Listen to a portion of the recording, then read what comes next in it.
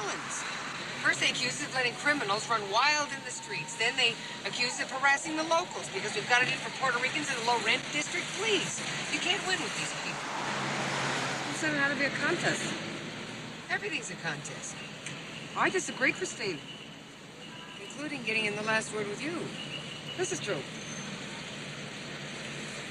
Oh, would you pull over up here? I want to get some milk for the boys for breakfast. But the kids can't eat their crispy crinkles dry?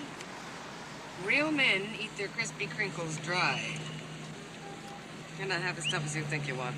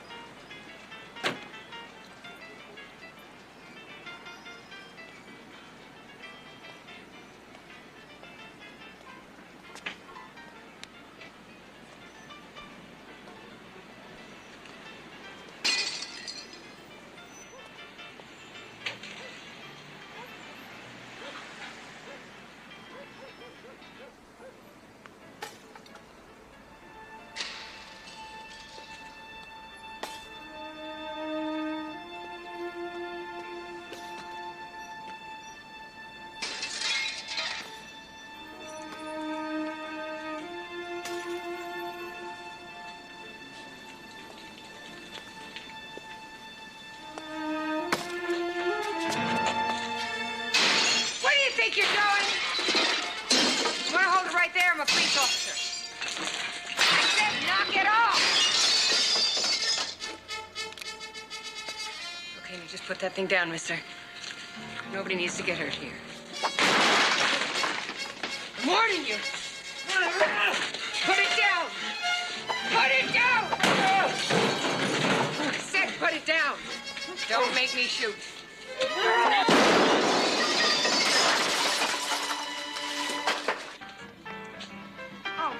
These here? Churritos. Churritos. Dos, por favor. What the hell's the matter with you, mister?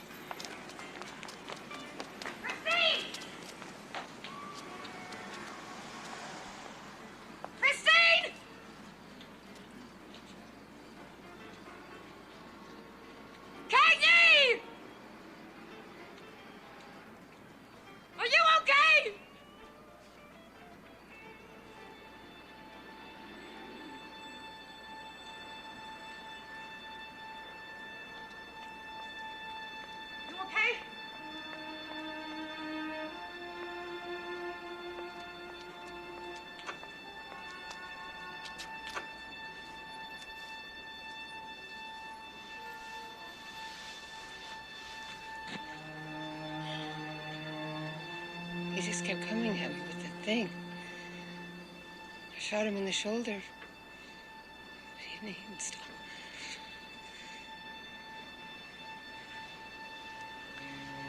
You okay to stay here? I'm gonna get an ambulance.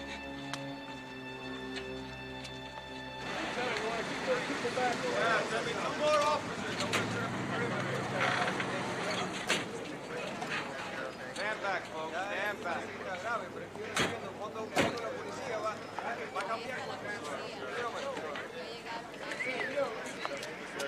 Hey, here comes the stretcher. Come on, let's get a close-up of that, Mike.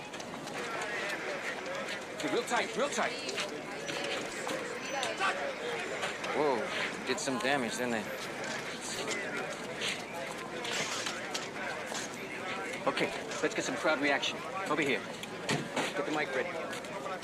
Buenas noches, buenas noches. Mira, necesito testigos. Alguien que vio algo por aquí. Yo no conozco a este es Piñero. Like I told the officer when I called in, I was... David will take your statement at the precinct. Yes, sir. Is there anything else? Yeah, I suggest you two just get your story straight before we get there. Oh, God. Keys, Chris. Christine, keys the car.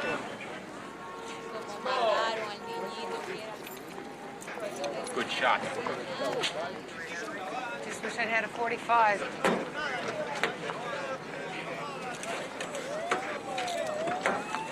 Thank you.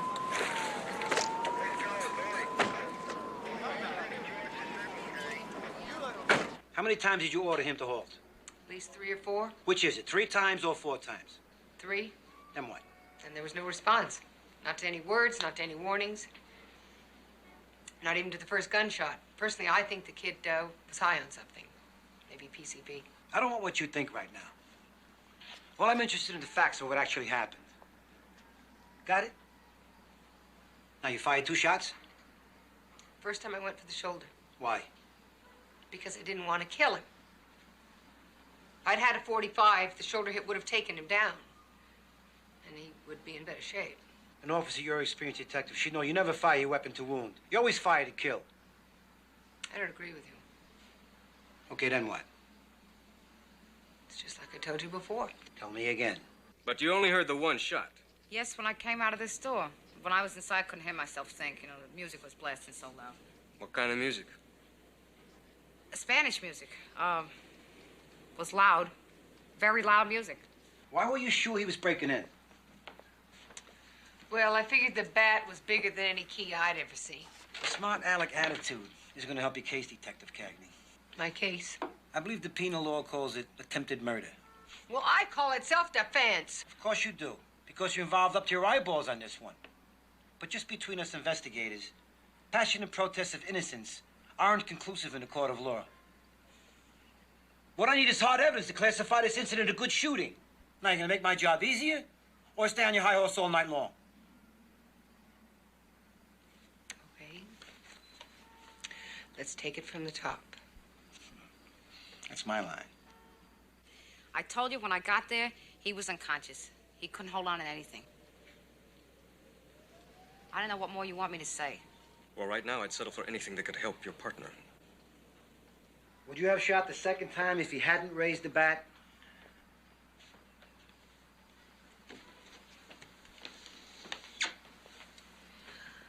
I wouldn't have shot the first time or the second time if my life had not been endangered.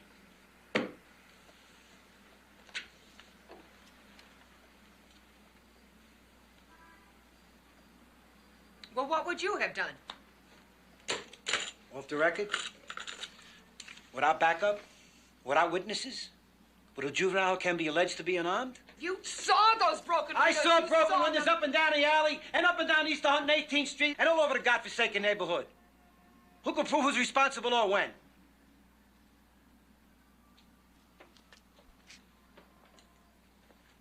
I would have used a throwaway gun. Off the record. Mary Beth? Yeah. Sorry, baby. Could have just undone the chain and gone to bed. Sound pretty shook up on the phone. You okay?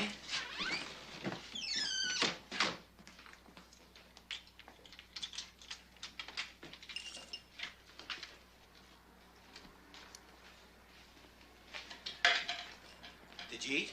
Mm-mm. I'll scramble you up some eggs. Honey, don't bother, Hey, all right? hey, you gotta eat, don't you?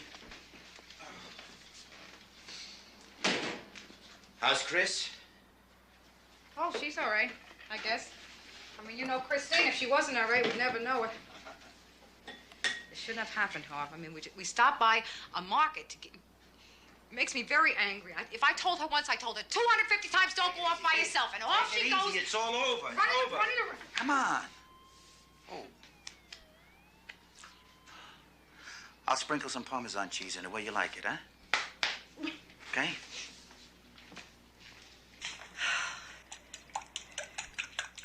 Kid is real young, Harv. He's like 2, 3 years older than Harv Jr., maybe. Poor mother. Was it a good shoot? Yeah. Yeah, he was coming after her with a baseball bat. He tried to kill her. Why does a kid do a thing like that? Hey, get you some milk. You'll sleep better. We're out of milk. That's how come I went by the market. I picked up some on the way home.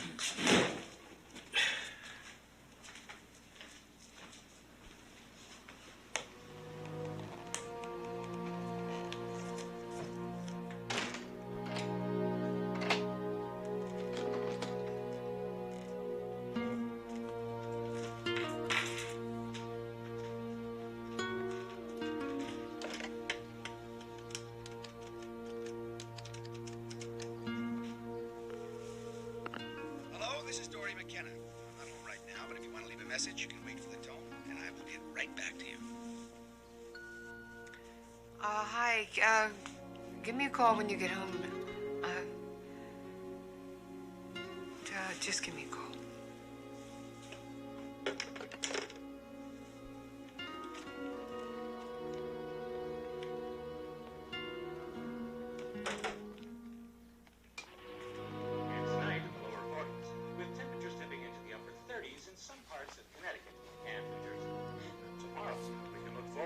In the 50s in metropolitan New York, with the winds coming in at about 10 to 15 miles per hour.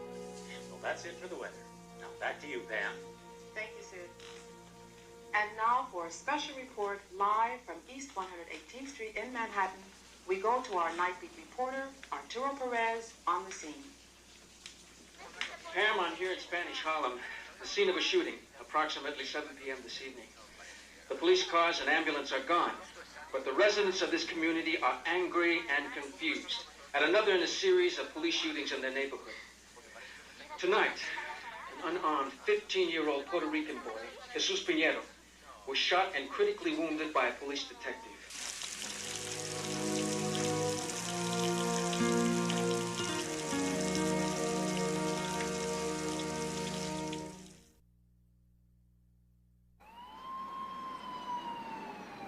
If the guy had more money than me, I can understand it. But this turkey's a graduate student in, get this, romance languages. You must be doing something right, Victor. Yeah, probably talks all that mushy stuff to her in Russian or something. Russian isn't a romance language. I checked with the physician. The patient is in critical condition. I'm sorry, detectives, but we cannot release a blood sample while a patient is not in a mental condition to consent. Excuse me, ma'am, but it's potential evidence. It could influence the way this case is being handled. It is a violation of the patient's rights, not to mention of the Fifth Amendment protection against self-incrimination. Excuse me, ma'am, but I don't think you understand that a fellow officer's career and reputation are on the line here. I'm terribly sorry, but my responsibility is to the patient. Now, if you'll excuse me, I have business to attend to.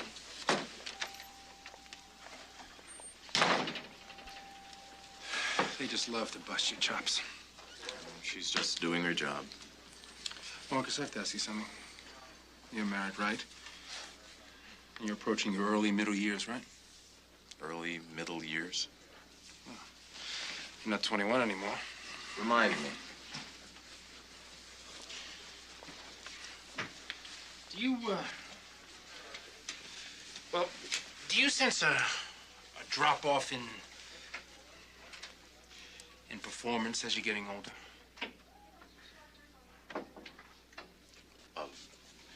Victor, this is very personal stuff. Okay, well, listen, Marcus, we're partners, right? I mean, if I can't talk to you about this kind of thing, who else can I talk to about it? Yeah. Well, from a purely physiological point of view, yes. What do you do about it? Well, what can you do?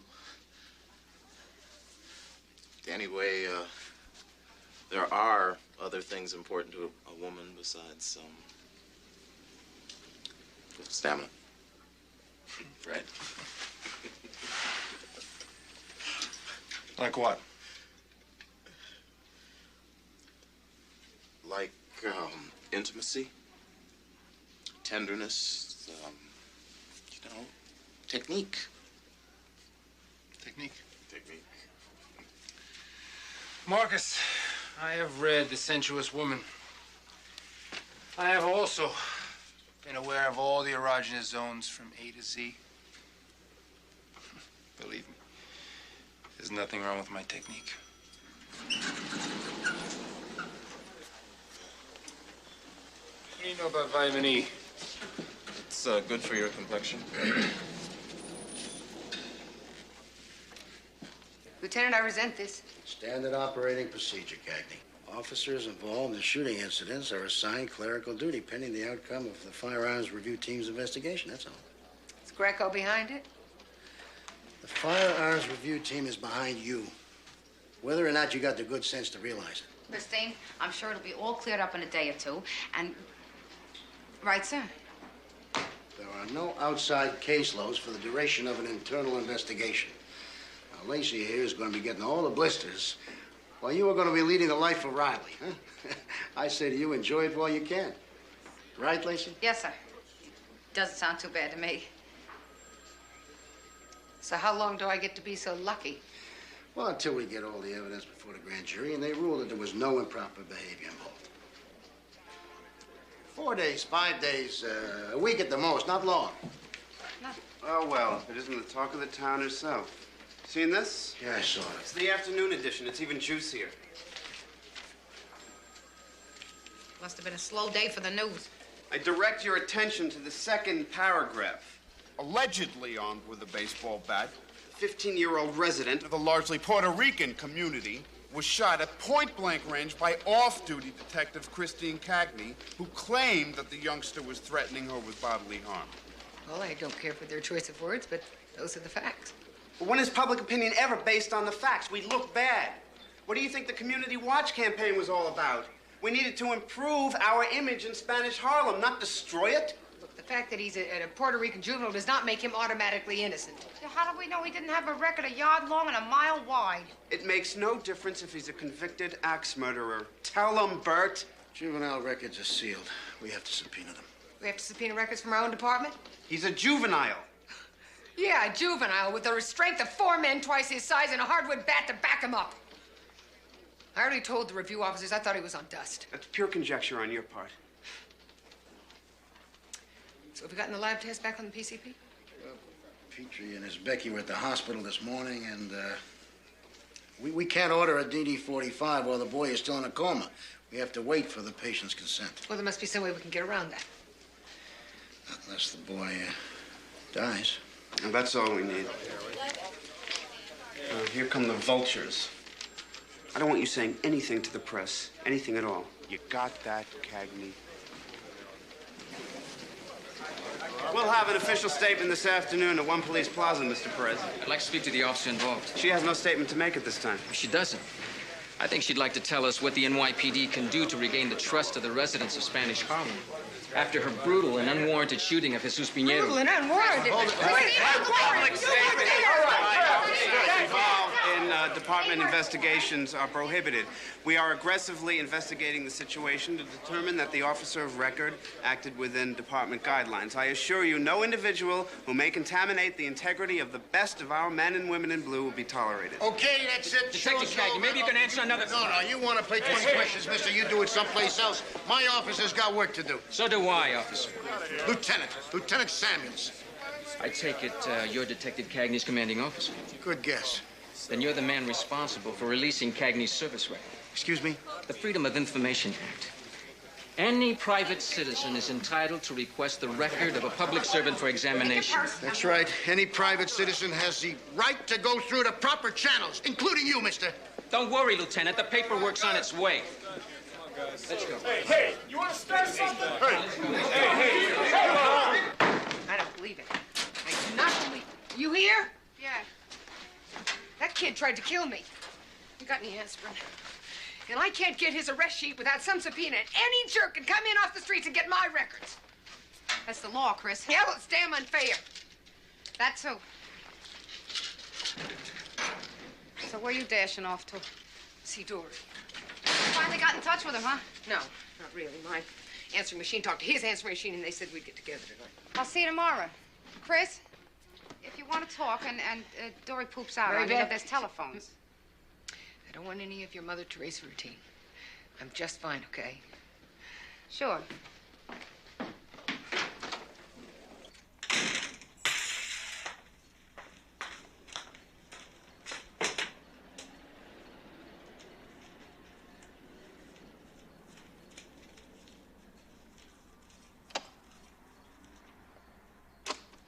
Oh, Cagney, aren't you ever home? It's McKenna. I'm calling you from beautiful downtown Trenton. I'm afraid tonight is off. We're down here on the trail of some major suppliers, and I'm telling you, we're so close to collaring the main man, I can sniff him. Relax, Chris. Just a figure of speech. I'll give you a ring as soon as I hit town. Oh, and by the way, I've got a surprise for you. You're gonna love it. Hi, officer daughter. If you're free, I'm in Flanagan from 8 o'clock on. I'm telling you, it's part of the territory. Now, what did I tell you right from the start? You've got to keep on your toes at all times. All times. I'll never forget one time we were frisking a couple of guys down at Canal Street. Now, just as I took a switchblade, I'm telling you, Chrissy, it was not long out of this punk shirt when his partner jumps my partner and starts to run for it. Well, Jack the Ripper here gets the jump on me, knees me in the south of the border. Well, he turns into some kind of a crazy octopus. He's grasping and clawing, trying to get his hands on the blade. Well, I'm telling you, it took every bit of juice I had just to get my hands on my piece before he finished me off. So what happened? I did what came naturally. I shot the creep before he sliced me. Hey, they only fooled Charles Fitzgerald Cagney once. He died? Yeah. He was pretty tough. But he did all his time at Attica, as I recall. I'll tell you another thing. He never came on my beat again. So, did the department stay behind you? Behind me? Hey, I got a commendation from the commissioner. I was doing my job, Chrissy. Protecting the streets of New York City. Your fellow officers respect you for that, and people look up to you. Yeah, well, police work's a little more complicated now, Charlie. Yeah, I know, yeah. They got those, what do you call it, review boards. You gotta practically ask the guy's permission before you shoot. Then they ask you 600 questions. Questions I don't mind. I know we are accountable. Hey! Guy comes at you with a baseball bat trying to do you in. What are you supposed to do? They blow it?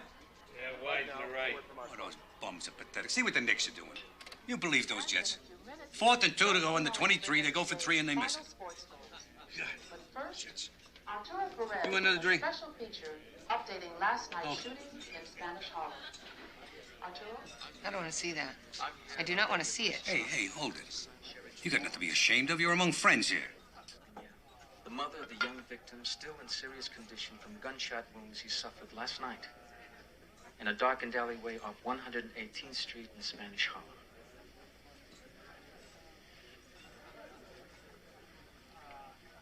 Senora Pinheiro,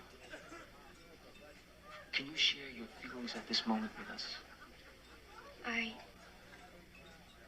I be muy triste. Muy triste, señor. Muy triste. Sad. Very sad. And now the universal language worth 1,000 words. The image of a beloved son, shown here in the robes he wore as an altar boy at St. Ursula's Church. A good boy who worked hard to support his widowed mother. I don't believe this. He's just milking it. Because an off-duty police officer thought she heard noises in the alleyway that Jesus was walking through on his way home. Thought the baseball bat he had used just a few short hours before in the playing field behind St. Ursula's Church was a weapon. Thought that a young brown-skinned boy out after dark must... What are you doing? I just ate dinner. I don't have the stomach for that crap. Hey, wait a minute. There's nobody in the world would believe you shoot a kid like that unless you had real provocation. He tried to kill me. That isn't provocation enough. Yeah, sure. I mean, that's what I said. And you got witnesses to back you up, right? Good night, Charlie. Where you going? I'm on your side. She's got a temper just like her mother's.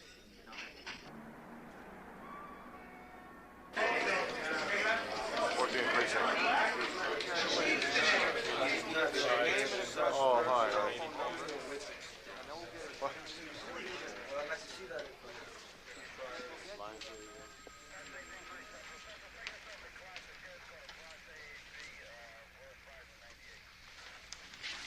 the matter with you? Hey, guys, just because I'm a big TV star now doesn't mean you have to worry. I mean, how could I forget my friends who knew me when, huh? I mean, it would have been nice if someone had sent a limo to the house this morning, but hey, Christine, what? The boy died approximately 3:15 this morning.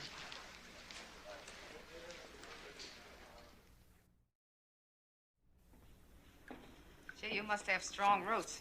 Me, I'd have a fistful of hair You if know I what tried Perez something is like going to that. do with this? Christine, the facts of the case are going to prove themselves Daniels out. was right. Because no one ever listens to facts when you got a media con artist like that guy planning those melodramatic stunts. Like last night. Did you love the bit about the kid taking care of the poor widowed mother? Maybe it was. One way or another doesn't matter because the facts... No, of it the matters case a whole are- lot. What matters a whole lot is if the members of the grand jury ever saw Perez's report. I mean, that guy made me out to be some gunslinging witch who crawls around ghettos blasting away underprivileged children. It was self-defense. You're damn right it was. And I'm the one that's getting crucified here. I did what any good cop would have done, right? I remember how I felt when I found out it was my bullet that killed that kid. I asked you a question. Your life was in danger, you saved your life. Any cop worth his salt who gave a damn about himself or the job do the same thing. So make peace with it, huh?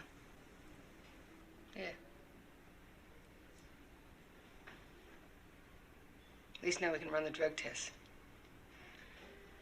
But in light of Jesus Pinedo's death, don't you think the NYPD should take a long, hard look at the citizen's complaint on Detective Cagney's record? The complaint that charged her with inflicting bodily harm in a routine questioning at a family disturbance? Family disturbance? I'll tell you about the family disturbance. The citizen to whom Mr. Perez is referring is one of the biggest pimps in the South Bronx. You're off limits, Cagney. Does that entitle you to deny the man his civil rights and protection by law? The same way you denied Jesus Pinedo the right to reach manhood? What about my rights? Button it, Cagney. Lieutenant Samuels, why does the department refuse to discipline those officers who use excess force in the line of duty? Well, I don't believe that there is sufficient evidence to suggest that Detective Cagney has done anything but serve the citizens of New York City in any but the most responsible and trustworthy manner. Then why was she overheard to remark at the Pinedo shooting scene that, I'm quoting here, "I just wish I'd had a .45.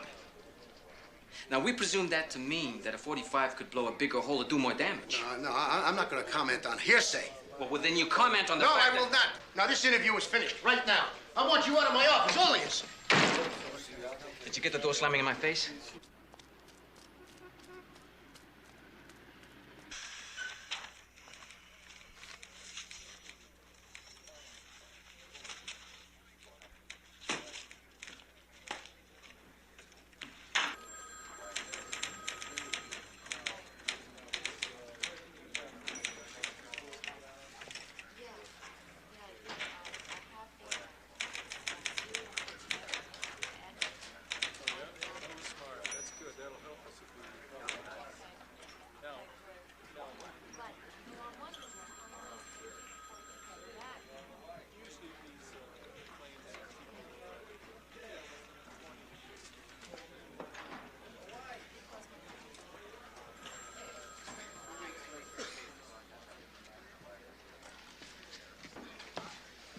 Sit down, Cagney. And take a load off.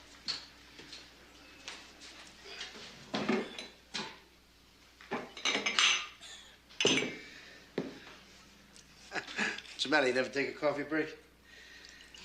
Huh? I guess a little caffeine wouldn't hurt. Thank you. We got a good squad here, huh? I think probably the best in the city. You know how long I've been on the force? 20 years. 22. You're a very dedicated man, Lieutenant. Who said that masochism can't be fun, huh?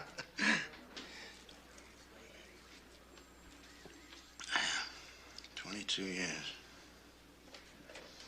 Had a lot of close calls, but I never had bullet of mine take another person's life.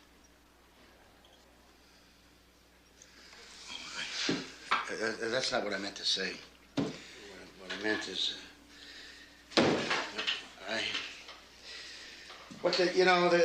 they give judges and juries 6 months, a year, maybe more, to make a decision that they expect us to deliver in a split second, just like that. We're supposed to act like God. But the most you can do is just muster up the best you got. That's all. I guess I was lucky. I can't say that I know how you feel right now because I don't. A lot of cops, pull pension without ever having to go through what you're going through right now. But I'll tell you this much, Cagney. I can tell you this, that there is not one of us that doesn't wonder what it would be like and how we would act in the same situation. And there's not one of us that doesn't understand the kind of guts it takes to go through all of it.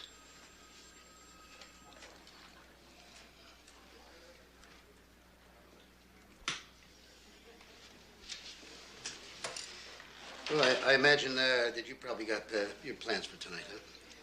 No, I don't have any. Well, I do. Well, thank you for the coffee.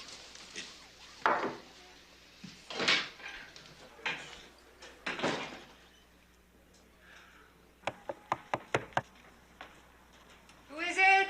The man in your dreams.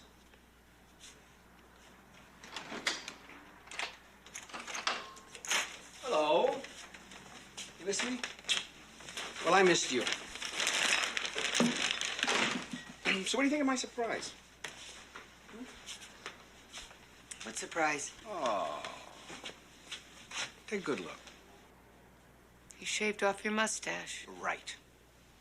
So what do you think of it? Nice. Dory, it would have been considered if you'd let me know you were arriving. What? It spoiled the spirit of spontaneous adventure? Aha! Besides, this way I get to surprise any competition that might be lurking around in my absence. Actually, I always kind of liked your mustache. I'll grow it back.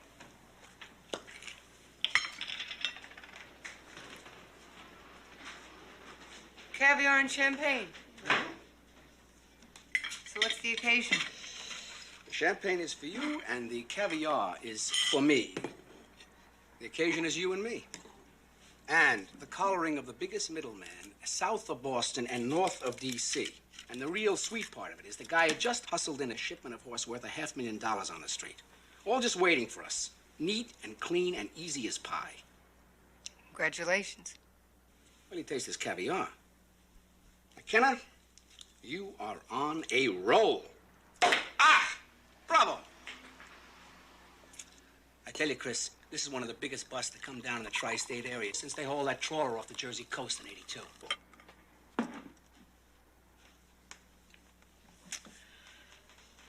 Here's the big collar.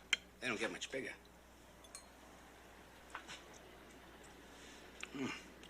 Fantastic. It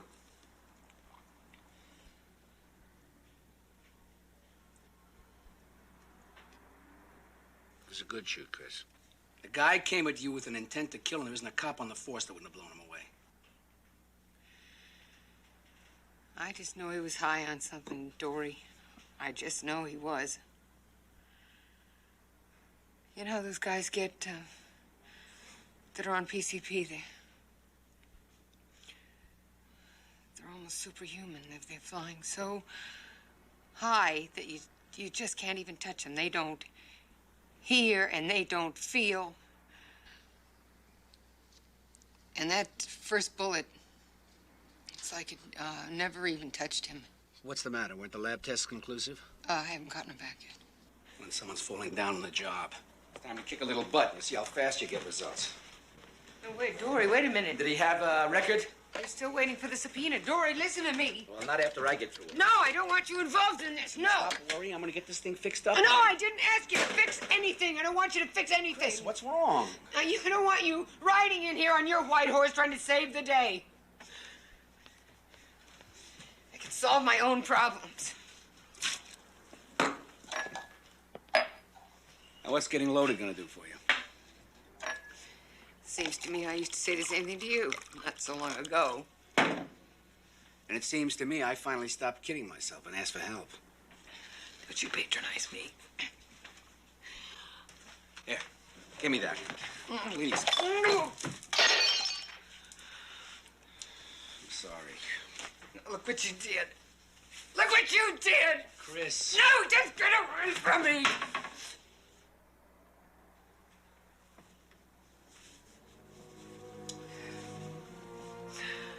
I'm sorry. I'm so tired.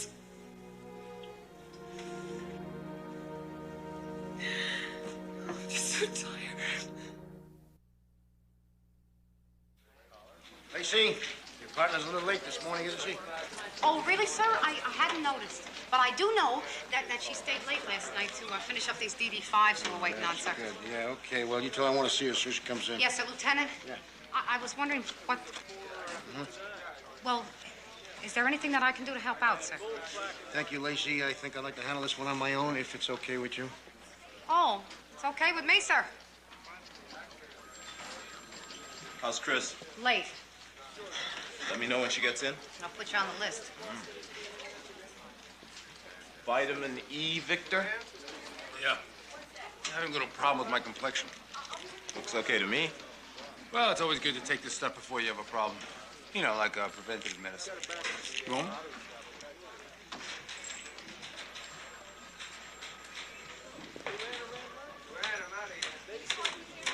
Morning.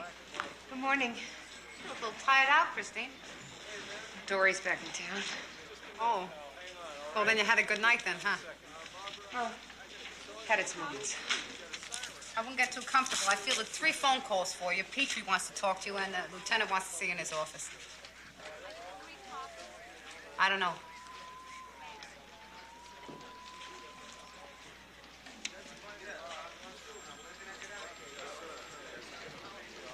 Christine?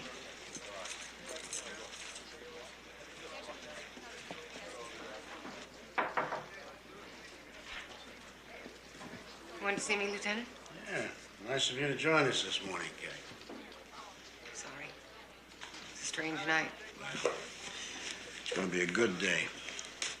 DD-45 is on top. They found 0.75 milligrams of PCP in his bloodstream. And his juvenile record's underneath. 3 priors for burglary in the last 7 months. So will that do it? Yeah, I'll be surprised if we don't get a justified homicide for the grand jury in 24 hours. So that's it? Not enough. Thank you.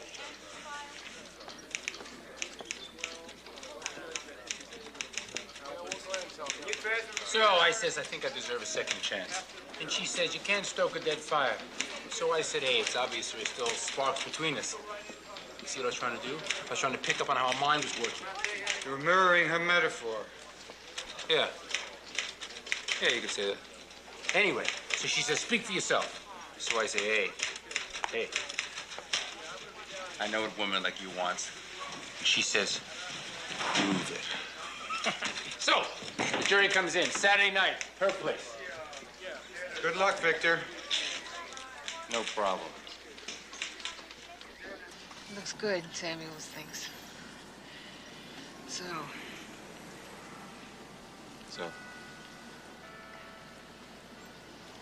It's not over yet, Chris. oh, I mean, I know that. Samuels has been wrong before. Not that he'd ever You know admit it. that's not what I mean. Look. You think I don't know what's been going on with you? I was in the very same shoes you're standing in right now after I killed that kid up in Harlem. Pretending that the only thing on my mind was putting the shooting and the bad press behind me, getting on with my job. lying to myself just like you I are. have been straight with every single person involved in Yeah, this. everybody except yourself. Cagney, you killed somebody! Real live human being, not one of those cardboard dummies we blow away in target practice. Damn right I killed somebody. But that's what I was trained to do. Oh, of course. They taught us how to do it. But nobody told us how to deal with the consequences. It's part of the job. Oh. Does that mean that you can't wish it didn't happen? That you didn't have the weight of taking the life of some human being on your soul?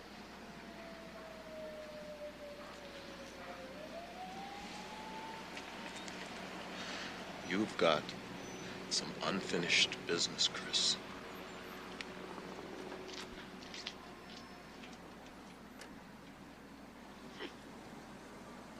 Look, I'm sorry. I have a wrench strike I have to cover tonight, okay? What about tomorrow night? If there's time. Hey, you had time to build a case against my partner, made it look like Adolf Eichmann. Now, I think you have a responsibility, you know, to set the record straight. Don't lecture me about responsibility. If it weren't for people like me, Watergate would be just another hotel in the Potomac. Yeah, well, try this on. It's unfair. It's editorializing. It's unethical. And it stinks, and you and I both know it. Ethics is a philosophical term.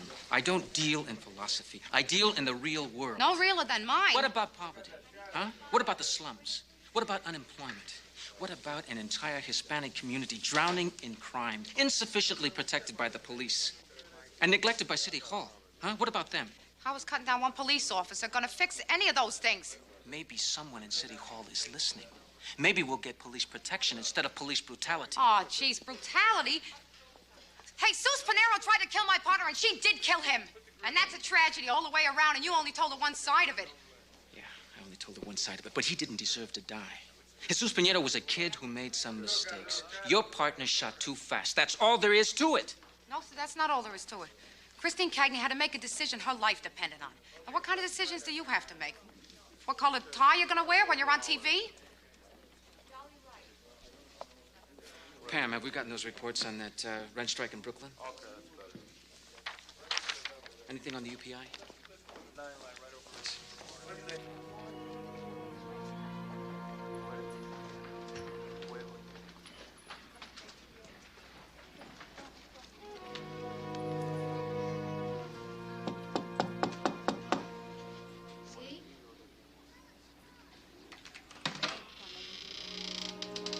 Senor Pinero, may I come in, please?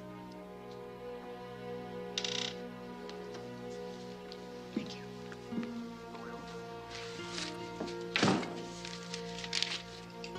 Are you from the welfare department? No, I'm sorry.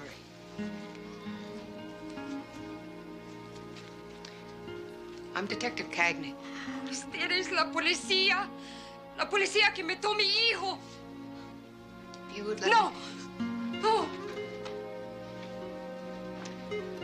explain to you.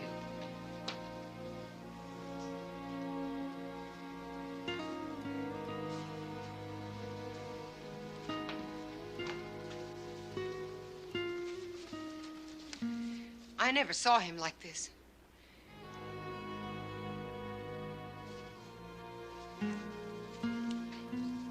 When I saw him, he was very angry, and he was very dangerous. He didn't know what he was doing.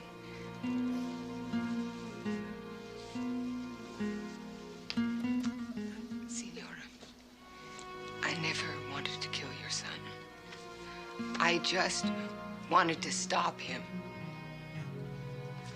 The drugs just made him too strong. Are you understanding anything?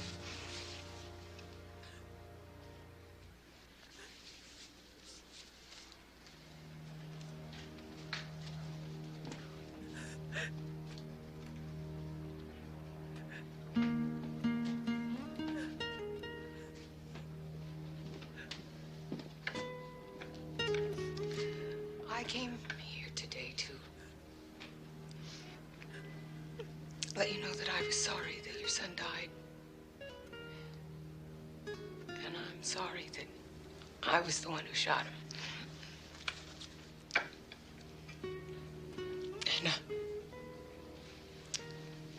And, triste. Embezzled mozzarella. Purchased Saturday at Battaglia's Deli. Suddenly vanished under mysterious circumstances. Do you have any idea who the perpetrator might be? No. Michael. How do you think we ought to proceed on a case like this? Well, I can go get some more. That's a good idea. Come on. Okay. It's 4:29 precisely. You go straight there, come straight back. Here is $5. I want the change. And you got exactly 7 minutes from go. Ready? 5, 4, 3, 2, 1, go, Michael!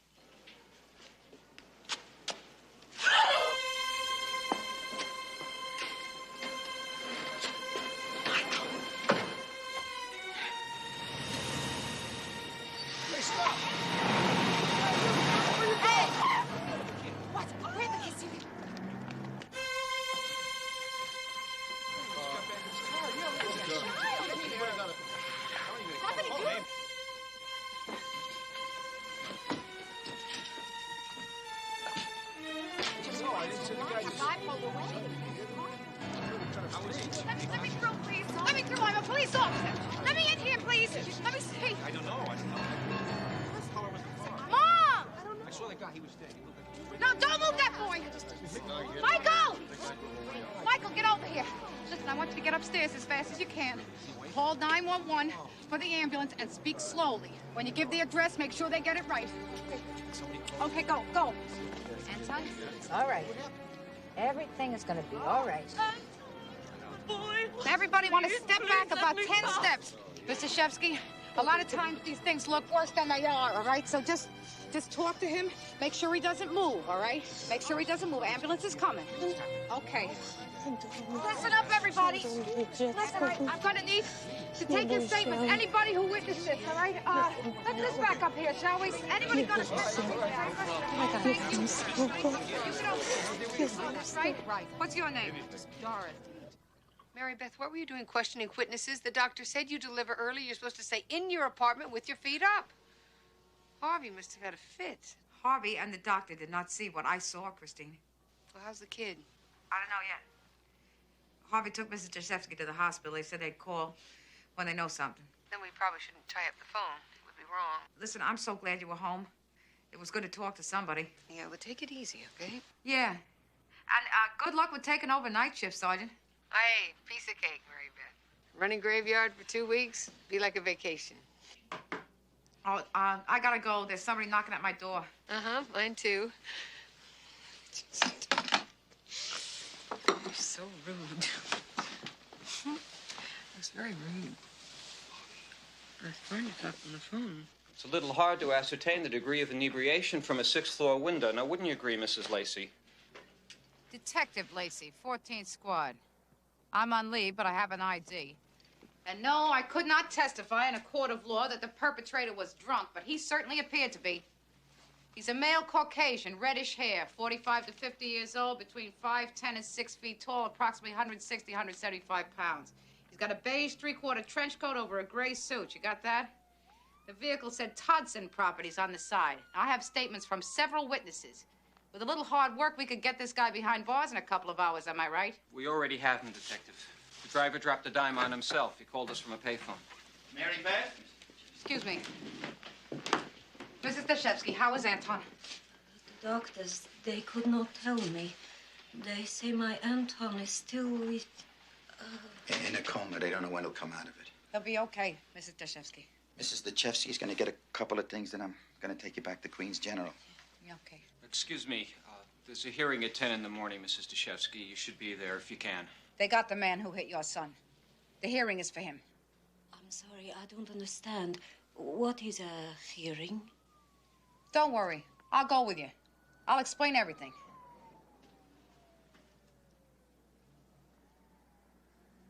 All I'm trying to say is that a guy who's had one too many is not a criminal in the same sense as, say, an armed robber or a rapist. Hey, if you haul me off in a body bag, it doesn't matter if the weapon is a .38 Smith & Wesson or an '86 sedan. It is still murder. From the police viewpoint, From anybody's viewpoint. the guy was probably too bombed to know what he was doing. He left a boy in the road to die. The point is, he did not intentionally set out to hurt anyone. Oh, I see. You have a couple of shooters before you hit the road, huh? And to hell with individual responsibility. I mean, if anything happens, it's just the other guy's tough luck, huh? Excuse me, please. I beg your pardon? Drinking and driving is irresponsible and stupid and dangerous. And I bet about 90% of the social drinkers in this country have done it, including you. When I drive, I always stop at 2. Maybe 3. But when I get behind the wheel, I make certain that I drive with extreme caution. You do, huh? Yes, I do. That's what they all say.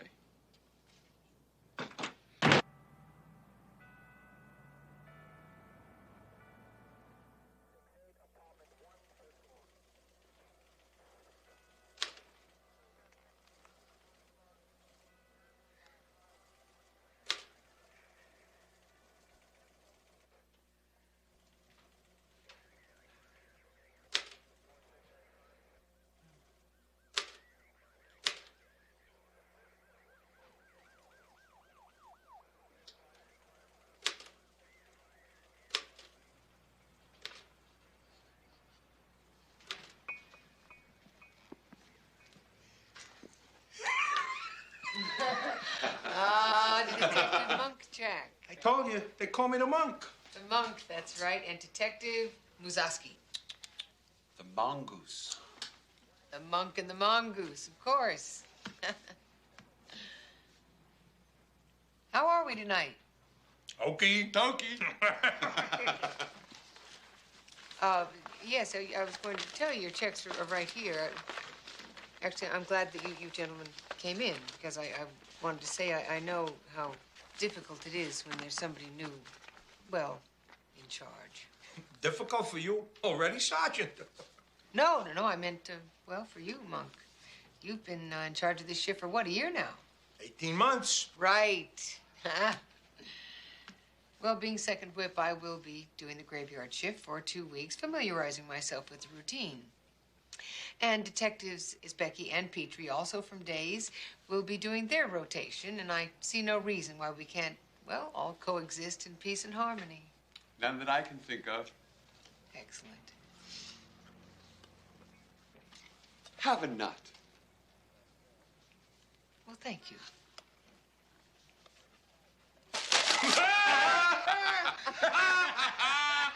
Oh, golly, I love practical jokes.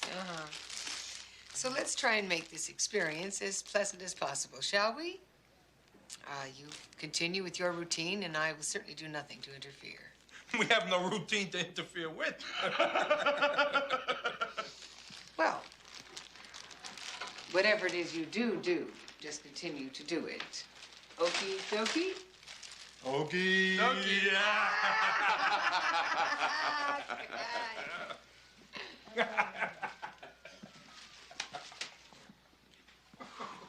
$8 million stories in the naked city, and there go 2 of them.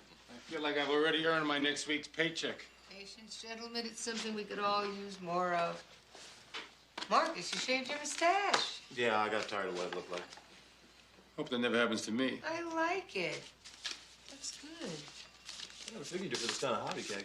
It's not a hobby. It's a present from my father. He made one for me on my 10th birthday. Worked on it for months, every spare minute he had, and he named her the Christine. So what happened to her? I lost her when we moved. I started this one in the hospital when I got shot. Cagney, my paycheck is missing. It is there. It's there, Specky. Keep looking. No, it's not. It's gone. Can't be.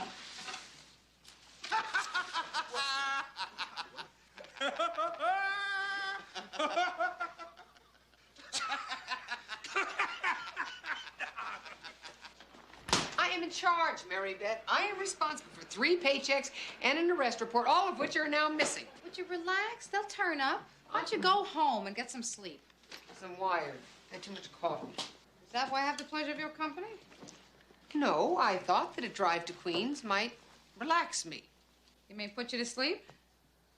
I think it's a lousy idea that you're going to this hearing, Mary Beth. Oh, don't start with me, Christine. Sonia Jashevsky needs me, and I'm gonna go. What about your baby? I am not endangering this baby. Excuse me. Yeah. Hi. Mrs. Dashevsky. This is my partner, Christine Cagney. I'm almost ready to go. How do you do? Mrs. Lacey, I don't know what to do. Why, what's wrong? Is it Anton? No, still no changes since I left the hospital.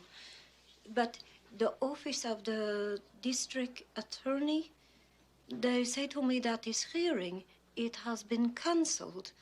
They say the man who hurt my boy has made a bargain? Plea bargain. Yeah, plea bargain. It's when the criminal makes a deal to be punished for a lesser crime than he actually committed. To bargain for justice? Well, sometimes it's the only way that you can be sure that someone is punished. Yeah, only this time it's wrong.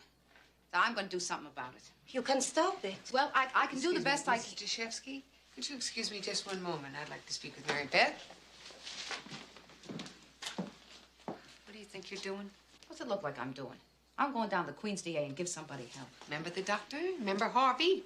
Why don't you just turn it over to the 116? Because the 116 already rolled it over. So you're getting upset. I'm not getting upset. You're get upset, and Harvey's upset. The doctor is upset, but I am not upset.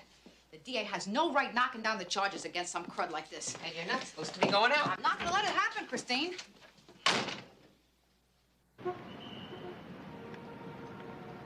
Thanks, Sergeant. Not at all, Mrs. Carter. My daughter played a mean trick on this guy. Dug him out of the California desert where he was happy and sends him to me in Queens, where he's miserable.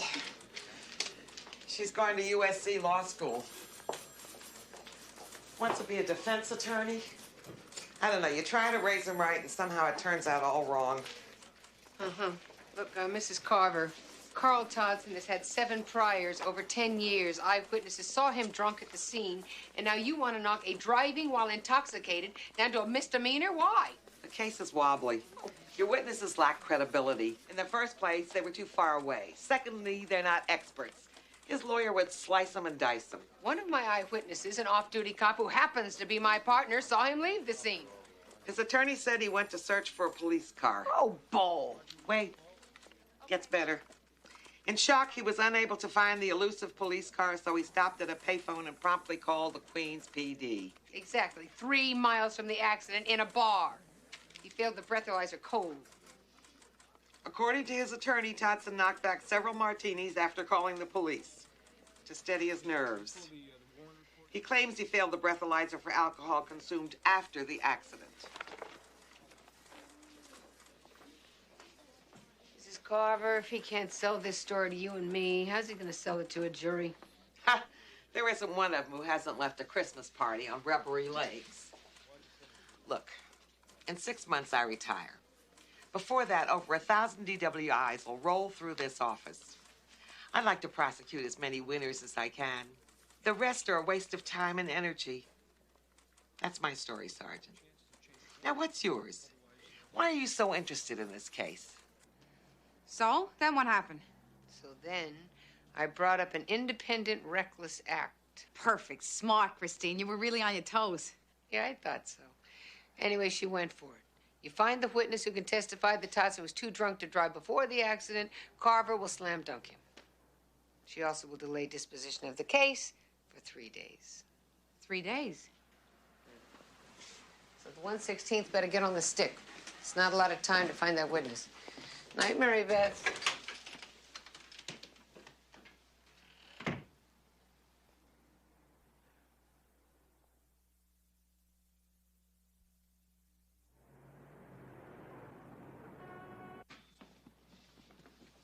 Hey. Hi, honey. I left you a note.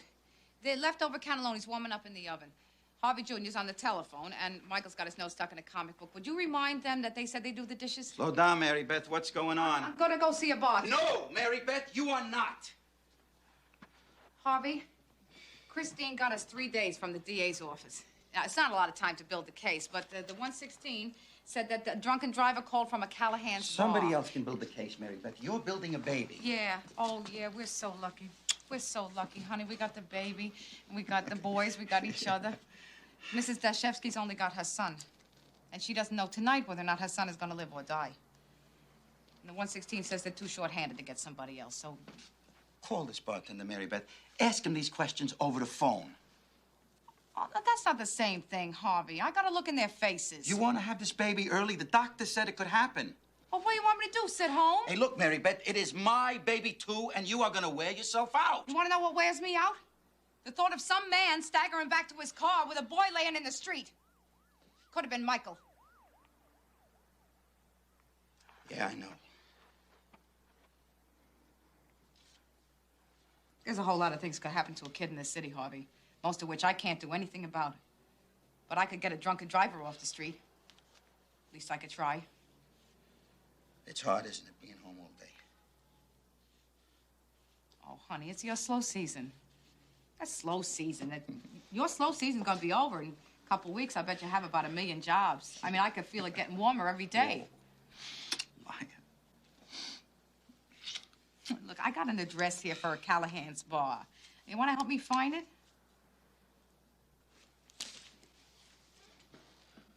I got a better idea. Yeah, my old man. Used to take me to the fights all the time. Saw you against Giardello. Old Hammer and Hank. Let me ask you a question. Who's the toughest guy you ever fought? That Giardello was tough. Hey, they're all tough. You know, I'm loving this little stroll down memory lane. But you didn't come here to talk boxing, now did you? Officer? No, you got me all wrong. Harvey Lacey, that's me. See? I'm a contractor. I'm not a cop. But you're half right. I didn't come here to talk boxing. Yesterday, a drunk driver hit my neighbor's kid. He's still in a coma. He's my son's age. The driver called the cops from here. Do you remember the guy? I remember him. Came in to put in a call to his lawyer. Was he drunk when he arrived? It's real important. Maybe drunk. Maybe in shock. Couldn't get enough coffee down. And his lawyer calls him back. The guy starts socking away vodka martinis. And then he called the cops. Even had a few more waiting for the cops. I should have served the guy a bottle and a straw. Drank like he had something to prove.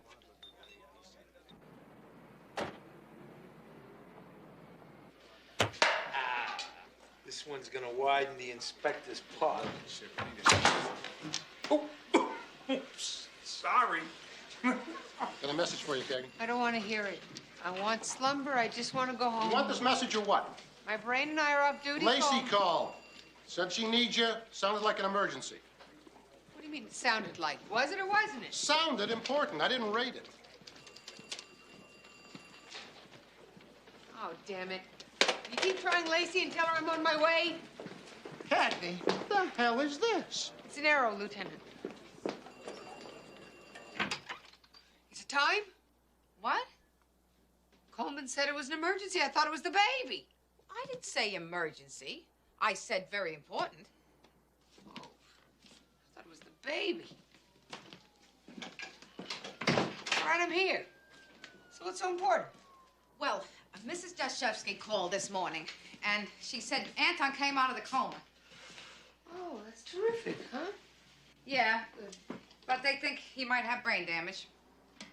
And he's got to have special bone surgery on his left leg. Doctor said it costs a hell of a lot of money.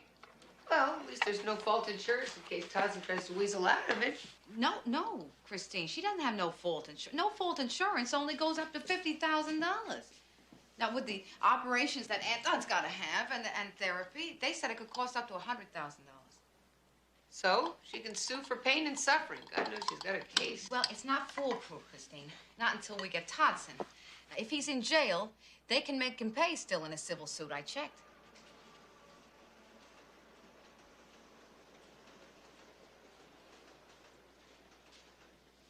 What is this? Huh? You invited me over here just so I could do something for you. It's not a lot, Chris. I would do it myself, but Harv said it might snow, and he made me swear to stay in. It's one little thing. I'm tired. I haven't had any sleep at all. We only have 2 days left, Chris. It isn't even our case. Forget it. This'll take you all of 45 minutes, no more. Listen, Todson said in his statement that he had lunch at a place called the Marquee. Go to the Marquee, talk to the bartender, see if he remembers Todson. Was that all?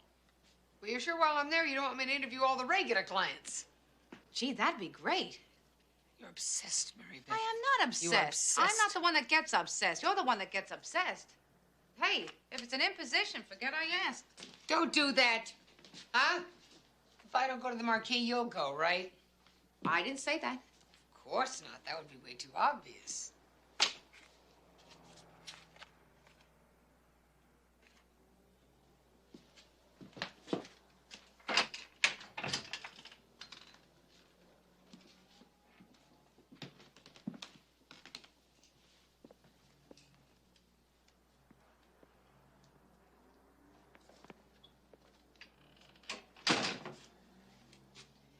I just visited the Marquee. Your boss had lunch there with a Mr. Provasoli prior to the accident. He's from Boston. He's interested in some income property. I made the reservations. Look, Mr. Todson did not intentionally hurt that boy. He is not a criminal. He's sick. This is his 7th drunk driving charge in 10 years. I think your boss has a drinking problem and needs some help. You know, maybe this is hard for you to understand, but he happens to be a wonderful man.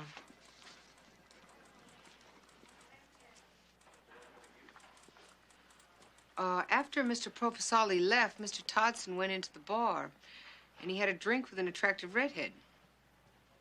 I can't make out my own handwriting. What's her name? I wouldn't know. Listen, I have a lot of work to do, and I don't want to answer any more questions. Well, they left in his car around 1:30. The accident occurred around 4:30. Where do you think he was for 3 hours? I have no idea. I want you to leave now! Look, I understand you being afraid of losing your job, but you don't ever have to tell your boss that you talked to me. I am not going to help you put Carl Todson in jail. Even if that's where he belongs? Carl's my husband. We have 3 kids.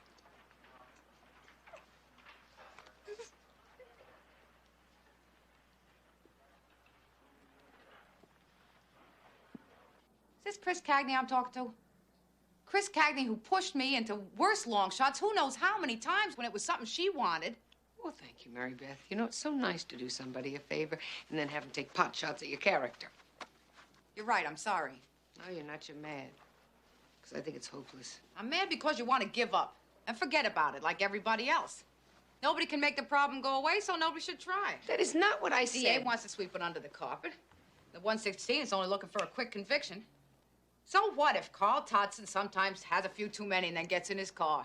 We've all been there ourselves, so what? Want to wait a minute, Mary We've all Beth? seen cops go out and get smashed right after they arrested a drunk driver. And we all know cops and lawyers and judges who drive drunk, so big deal. Too bad about that kid being in the hospital, though, right? Mary Beth, you're not being very rational about this, so I'm going to go home, okay?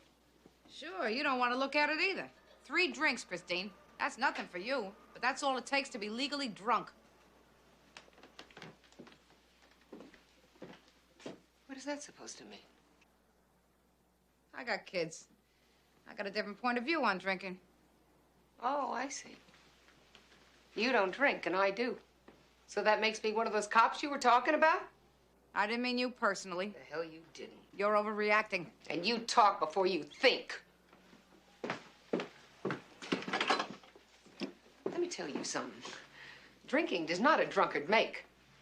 I am very much aware of what I drink and how much I drink. I am not irresponsible, I do not drive drunk, and I do not think that drunk drivers should get off lightly.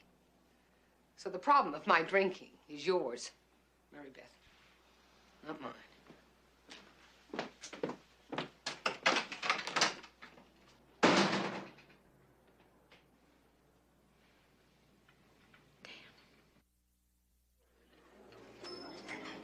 Nothing for me.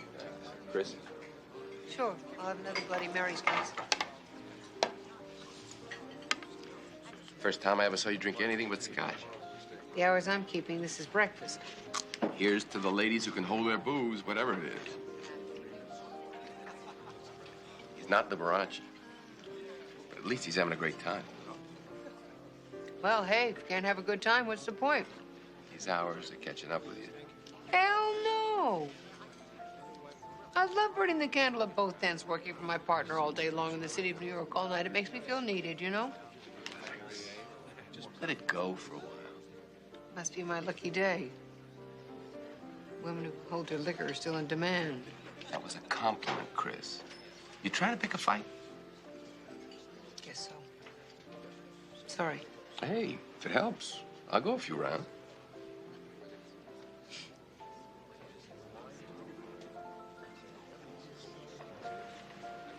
Do you think I have a problem with booze? No, you like to drink. So do I. Yeah, I do. So do a lot of people. Charlie really used to have a good time. I remember when I was a little girl, he used to let me sit on his lap and have some of his beer. Chrissy, he'd say, if you can't hold your liquor, you're not old enough to drink. It's a sort of funny thing to say to a kid.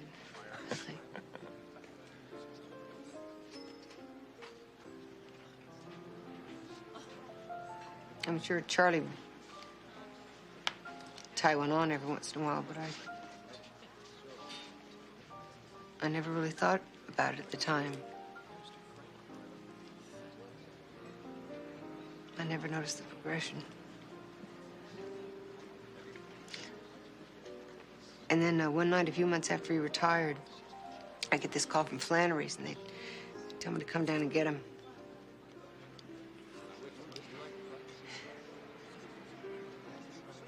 It was the first time I had to put Charlie to bed. First of many.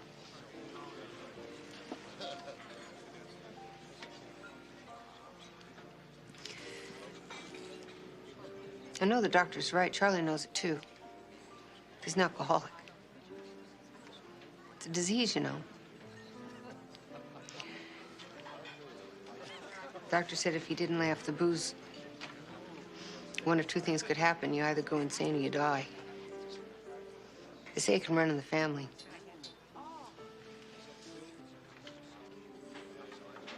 Where did all this come from? I don't know.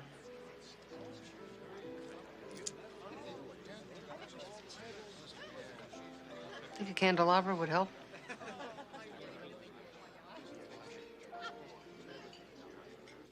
You know, you don't have to do this, honey. It's not a major drug bust, Mary Beth. I'm just gonna find out the redhead's name. Maybe I'm pushing too hard. Huh? Maybe I'm pushing both you and Chris too hard. Not me, babe. I want to do it. She was so mad, Harvey. Chris will get over it. I mean, I didn't mean to upset her. But I don't want to give up on this while there's still a chance. I'm with you 100%. How do I look? Is that shirt your cousin Stanley gave you that you promised you'd never wear? It's perfect for the marquee. I hear it's a hot pickup joint. You need some gold chains, or...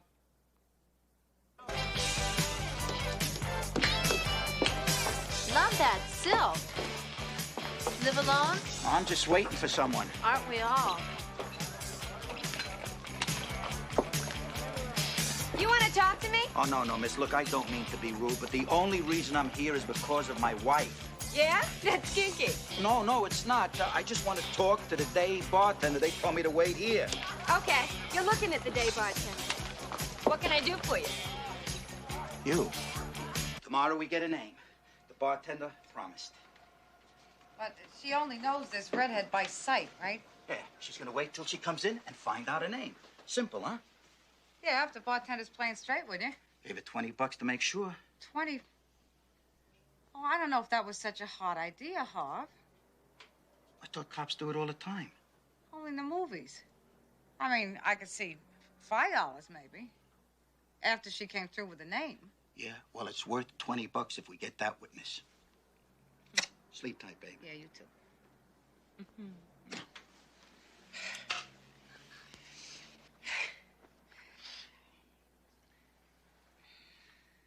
Tomorrow's a big day. Uh-huh. We get that witness and pow, we nail Totson. Uh-huh.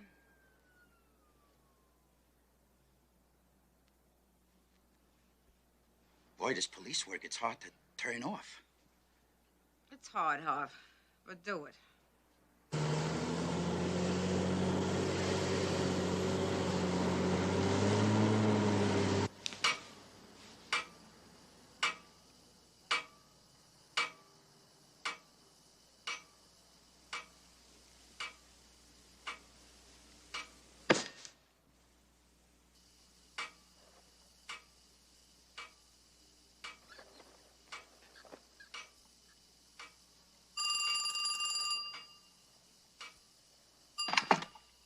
Hello. Good morning. I wanted to catch you before you went to bed. I hope you weren't asleep. No, I wasn't, Mary Beth. That's pretty good ask. Listen, Chris, about yesterday, I'm sorry if you misunderstood what I said. Was that supposed to be an apology? Christine. You forget it, okay, Mary Beth? It's over. All right? If you say so. I called to tell you that Harvey got a couple leads. Wonderful. Congratulate him for me. The first there's the bartender at the marquee. She may be able to identify the redhead, but in case she doesn't pan out, Harvey called one of his welders, Ramon. Ramon tells Harvey that the reason the marquee got to be such a popular place is because the adult hideaway motel is right down the street. Very convenient for some people. Let me guess. You want me to go check him out? Well, Harvey wanted to, but he got to take Michael to the dentist. You wouldn't have to go until you wake up. I'll try, okay, Mary Beth? But in order to wake up, I have to go to sleep first. Good night, Mary Beth. Thanks, Chris. Good night.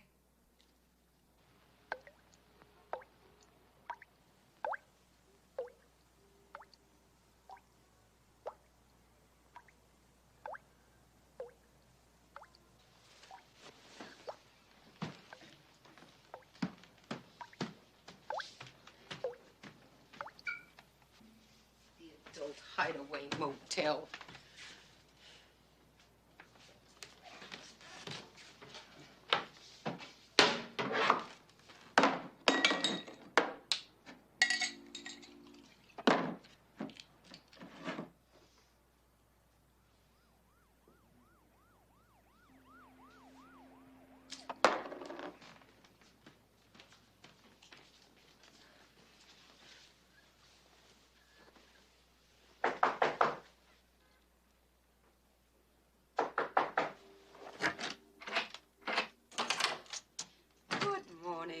We're from the Jehovah's Witnesses. Oh, I'm terribly sorry. You caught me at a bad time. I'm on my way to the adult hideaway motel.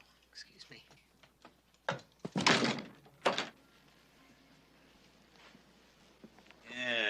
Yeah. Mr. Smith, the last of the big tippers. He sends me to the liquor store for a fifth. Tells me I can finish what he and the lady don't. And what they don't finish could fit in a thimble. The lady, tell me about her. Ah, a red-headed stallion. A what? I used to work burlesque. All the girls were classified with physique. Huh. The tall ones were stallions and the short ones were ponies. She wasn't no pony. Well, did he, call the stallion by name? She wore a necklace with gold letters. R-I-T. Hey. Rita.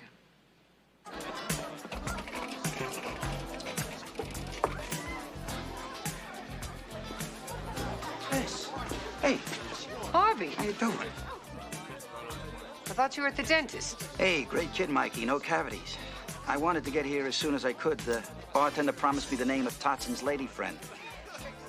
But the bartender's a no-show. Oh. What brings you here? Bellboy at the Hideaway Motel said that the woman's name is Rita. And that he brought her and Todson a fifth, which they polished off. Rita? Yeah, I don't know anything. You want to talk to me? Yeah, hi. I was here before. I'm trying to find out about a woman who was here on the 17th. Her name is Rita. If I could look at your credit card receipts, maybe I could find her last name. She may have picked up the tab.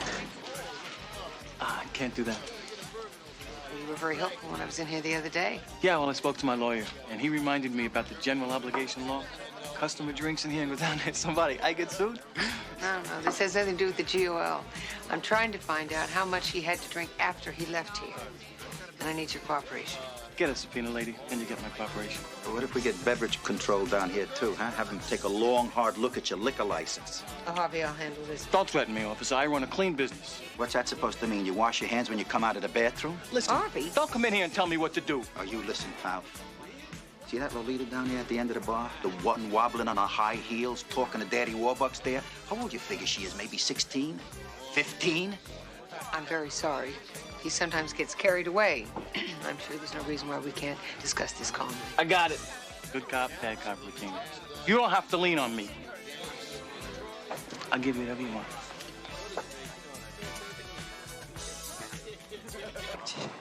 Boy, no wonder why you and Mary Beth love this. I mean, it makes you feel like $1,000,000. Yeah, sometimes. So now we talk to Rita Quintero, huh? Harvey, I really think maybe I should go alone. I just think the woman will probably be very nervous. Yeah, and you don't want a rookie to blow it, right? No. Well, hey, for a rookie, you're okay.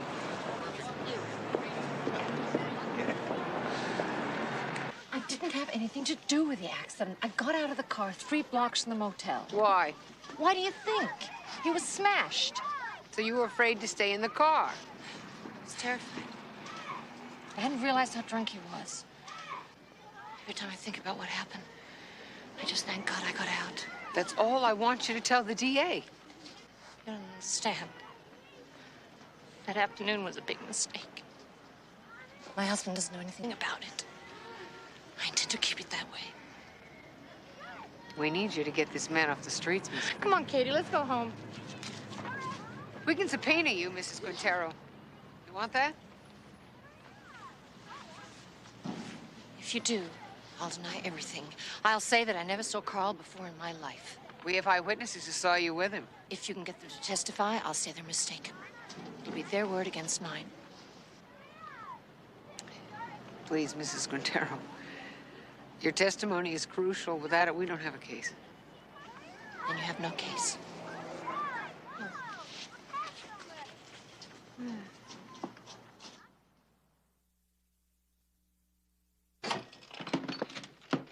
I was on my way to work. Thought I'd stop by. Uh-huh. You always go from Soho to the precinct by way of Queens? Okay. I had this sudden flash that maybe you were out of chocolate chip. Oh, Lord. Chocolate chip. Yeah. Thanks.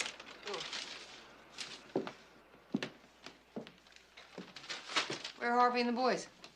They went out to bring me ice cream. Can you believe it? Mary Beth, I tried with Rita Quintero. I know. Oh, I'm sorry it didn't work out. You did your best. I appreciate it. Chris, about yesterday, I hated... Hey, maybe I overreacted. But sometimes, you know, you say things without really saying. Oh, sometimes you hear things that aren't there. No, I don't want to fight about it, Chris. You're a grown woman, and how much you drink is none of my business. Now, damn it, see, there you go again. Can we have a truce now? No. This is personal with me, and we'll leave it at that. Maybe you didn't mean it, but you were out of line. I apologize. I accept. Now I have a truce. I got him! Come on, would you give me a hand here, please? Give me a Okay. Ship.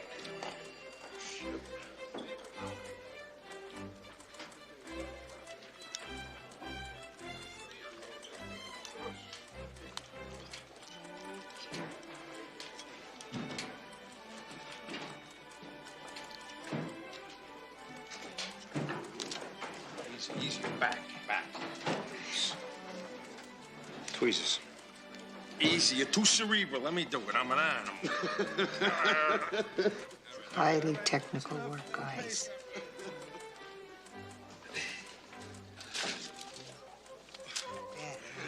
Don't fake it. Come on, really pull here, will you? Hold it. Thank you. Ah, finally. After 2 years before the mass, gentlemen, I give you the Charlie. It's pretty, huh? I had Lopez, the pawnbroker, engrave a brass plate. Will you see it? It's great. It's great. Yoo-hoo! Victor, Marcus. You think you could come over here a moment, please? Take a look behind the file cabinet. Our missing paychecks? A rat's nest. What is it? Giant rat. Where? Oh, at the door. Banzai! You missed it! It's over there! Out of the way, Bob! Get out of the way! Oh, no!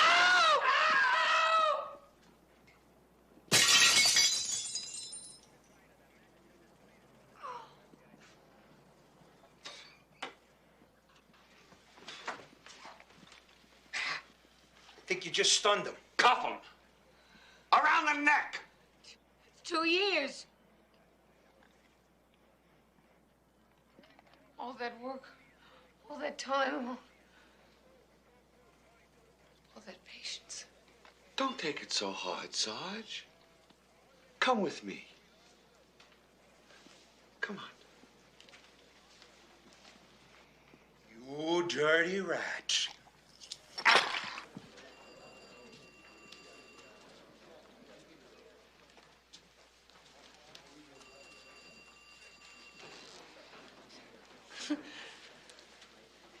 I don't understand.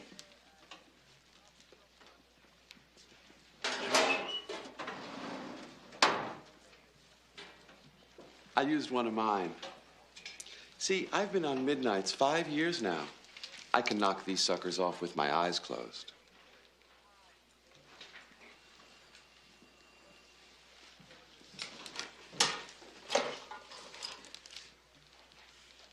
You wouldn't guess we'd have a lot in common.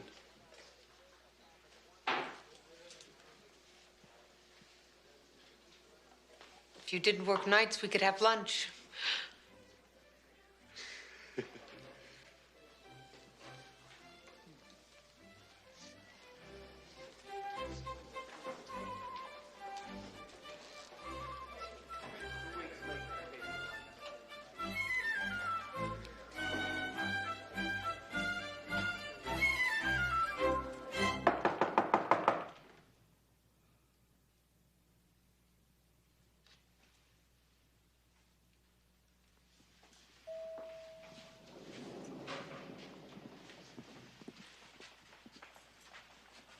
Mrs. Quintero? Yes? I'm Detective Lacey, 14th Squad. My partner, Sergeant Cagney, talked to you yesterday. I already told her I can't help you. I only need a few minutes of your time. Is it asking too much? We're talking about a child's life here. Kitty, honey, take this into the apartment.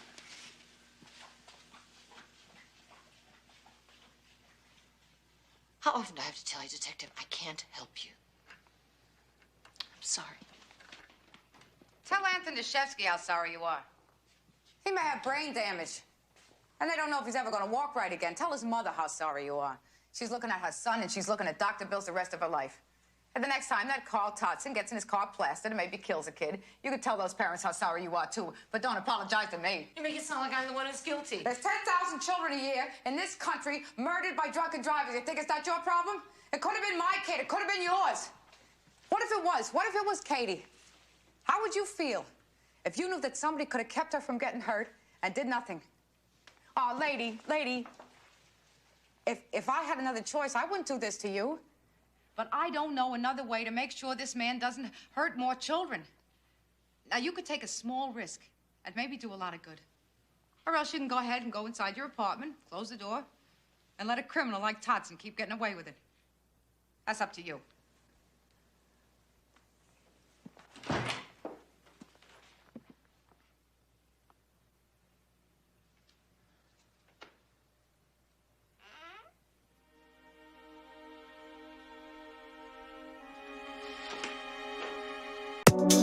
Neon lights, they call my name. In this city, no one's tame. Shadows dance, they come alive. Feel the beat, it's how we thrive. Electric wires spark the night. Pulsing rhythms feel so right. Lost in motion, time stands still. Riding waves, we chase the thrill. Heartbeat racing in the dark. Every step ignites a spark. Feel the bass, it's in our veins. Dancing through electric chains.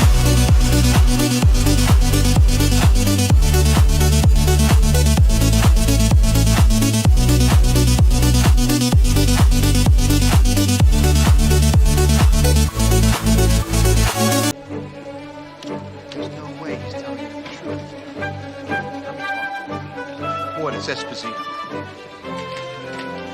What is that? What is that in your mouth? You sit here stuffing your face with junk. You couldn't wait till lunch? I was hungry. Somebody up there is throwing darts at a picture of my face. What are you raging about? First, I stopped to interview Dolores Gunnelman, who has barricaded herself in her kitchen with her rabbit St. Bernard Milton.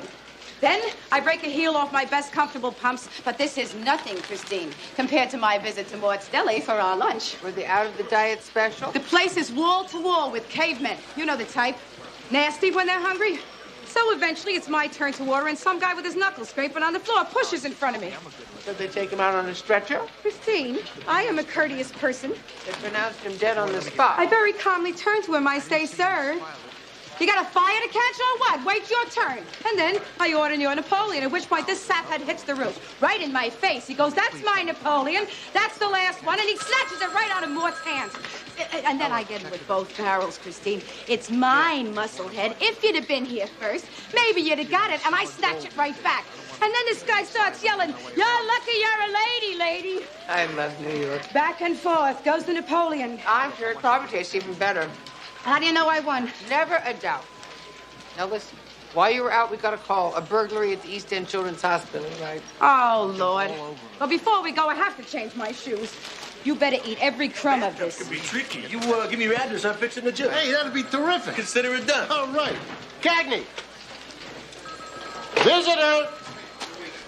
Hey, Ossifer, what's cooking? Nick. Oh, I was working in the area. Thought I'd shoot by, catch you for lunch. Oh, you should have called. I have lunch already. Man, that's no big deal. Want a pastrami? How much? It's on me. Hey. Nick Amatucci. Al Carrasa. How you Nice doing? to meet you. Manny Esposito. Hey, Nick, what's your 9 to 5? I'm He a has his plumber. own business. How long you kids been having it? What, are you writing a book, Esposito? Mort's Deli. Now, those guys really know pastrami. Yeah, Chris said he had the best Napoleons, too. Almost Yeah. had one till this pushy broad cut right in front of me. Snagged it. Was she broad? Carasa, Esposito, in my office. Duty calls. Thanks for the pastrami. Don't mention Nick, it. be cool, bud. Back at you.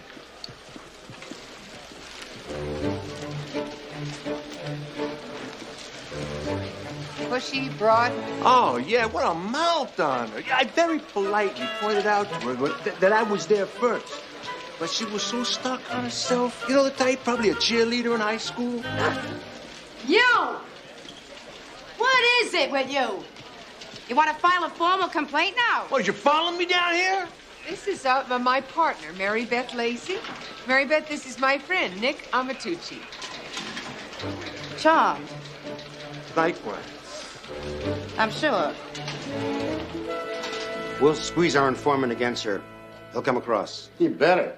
I'm getting tired of you two guys coming up empty on this one. Redecorating, sir? No, I'm just looking at a picture of my academy graduation. Get out of town. 1961? Great year. Now, look, don't tell me. Let me guess which one is you here. Third from the left. Whoa! Look how young you look. You are aging very gracefully, sir. You see the guy on my right there? It's Danny Carton. Him and me were partners in my salad days. What a guy. What a kid. Still on the job, is he? What? No. He's in Maui, that lucky stiff. Yeah, he's head of security of some fancy schmancy hotel. He's flying in here tomorrow. Oh, it'll be great to catch up on old times. Yeah, we had him, too. Every Wednesday night, you know, even after I made detective. Him and his wife, me and Thelma, we would get together, take in a movie, down a few. Then him and me would arm wrestle over who was going to buy the next one. Now, sir, my ex-partner works in a clothes store. Every time I walk in, he acts like he doesn't even know me. No wonder. No, not my partner. Danny and me, we were like brothers.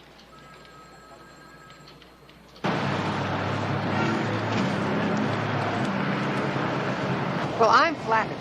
You and Nick slugging it out over the prize Napoleon. It had nothing to do with you. It's the principle of the thing. I was there first. So he's a little overzealous. I mean, big deal. Overzealous? That's what you call muscling a lady over a pastry? You notice his muscles, huh? Got a pretty cute tush, too, don't you think? He's an interesting choice, Christine. Very good. So the two of you got off on the wrong foot. I mean, it took me a while to warm up to Harvey. Oh, really?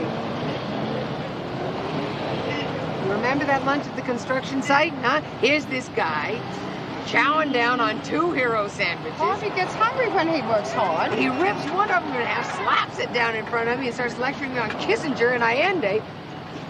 I mean, I wasn't fascinated. Who asked you to be? The point is, I gave it some time, and now I love him for it. It's big of you. Miss Casebold. God, I'm gonna walk the plank for this one. Those animals, they cut it right out of the frame. Right out of the frame! Let's all calm down, Miss Casebold. Was the painting insured, Miss Casebold? Would I be tearing my hair out if it were? Dr. Newman to radiology. Why wasn't it? $250,000? Look, I know how much it was worth. I was going to insure it, but the premiums were obscene. But me, the big administrator, I opted for an alarm system. I was wrong, okay? And the painter, Philip Greenlow? Yes. He donated the painting 2 weeks ago. Yes, we were going to auction it to raise money for a new burn unit. But it was going to be left here on display. Well, don't lose hope, Miss Casebold. These things sometimes have a way of turning up. Oh, sure. Like the wallet I lost on the subway last week.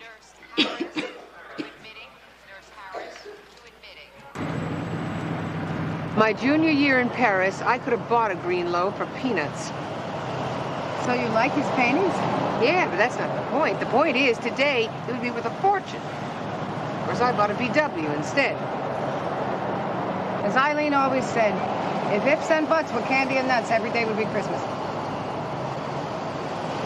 My cousin Eileen, she was always carrying on about how she could have bought IBM at $5 a share.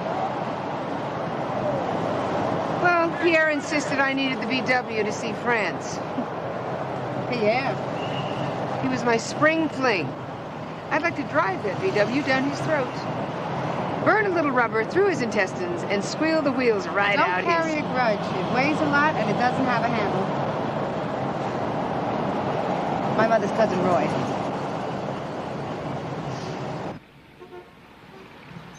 Qu'en étiez-vous à Paris?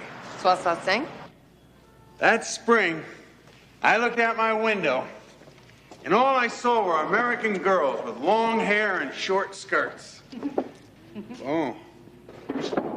You were the best thing that ever happened to an expatriate. Well, I remember you guys, too. Selling your paintings on the streets, sketching in cafes, trying to get into our backpacks. There's that great little bakery by La Coupeau. Yeah, remember that witch who hated all the Americans? Every dirty French word I know, I learned from her. Mr. Greenlow, the painting. Do you remember anybody expressing strong interest in it before you donated it to the hospital? My agent has a list of inquiries. When I was first painting in Paris, I couldn't get a soul interested. Back then, I was sleeping in a bathtub, sweet-talking college girls into buying me dinner. Times have changed, huh? Any of your work been stolen before, sir? You referring to what the dealers do to me? I wouldn't know about that, Mr. Greenlow. I got it. The Queen's accent I got right off. There's a little bit of South Boston in there. Am I right? That's very good, sir. Phil, Queens is my stomping grounds, too. You're kidding. Yeah, I would have guessed Soho or the Village.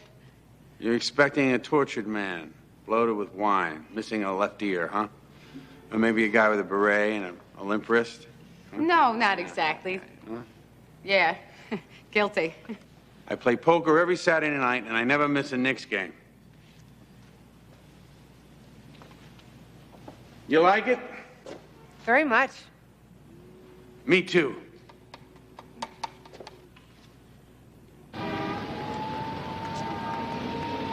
We've been checking out Mr. Greenlow's agent's list, sir. Zilch. You put out a description of the painting, all ports of exit? And a list of the galleries that have gotten their hands dirty before. We're going to hit those tomorrow, posing as buyers. Oh, two of my finest willing to brave the uptown side of crime, huh? Lunch at trendy cafes, imported water, and shining crystal. Wherever duty calls, Lieutenant. After all, this is for the children's hospital. Oh, well, just make sure you touch base in the afternoon. I may be leaving early tomorrow. Right. Thank you, sir. A friend of mine is coming by. Your old partner, sir? Yeah. Time flies, you know what I mean? Yes, sir. 1 minute, your life seems to be almost all future, and you and your friends think it's going to go on forever, and then you blink, and you're having a reunion. Well, we do have a case, Lieutenant. Oh, yeah, sure. Go ahead. You look very good, sir. Oh, thank you.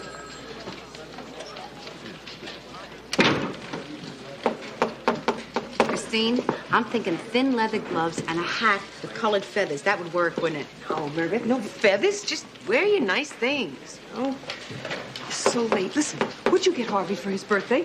A monogram bowling ball, 15 weight, made in the USA. We Lacey's always buy American. Muriel has a hat. It has a sweet little brooch and a net. We're going to art galleries, Meredith, not the Oscars. Just wear your hair. I want to look elegant, Christine. You're gonna look fine. Would you trust me? I used to do this all the time until I got bored with it. You know, men should not be allowed to have birthdays until they've dated a woman at least 6 months. You asked me about Harvey for Nick Amatucci? Birds of a feather. Well, I thought maybe we could flock together sometime. You know, give Nick a chance to show you his good side, and you could show him yours. When you and David were an item, it took an act of Congress to get you on a double date. Now suddenly you're all for it? I just thought that Harvey and Nick might hit it off. Harvey would never jump a line and body check a person for a pastry. Oh, you want to change the record, Mary Beth? They have nothing in common. You're right. Nick's league bowls on Tuesday nights, and Harvey's bowls on Mondays. Good night, Christine.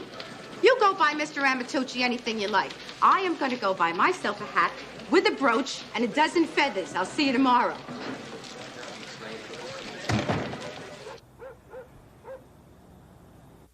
He's creative and worldly, sophisticated.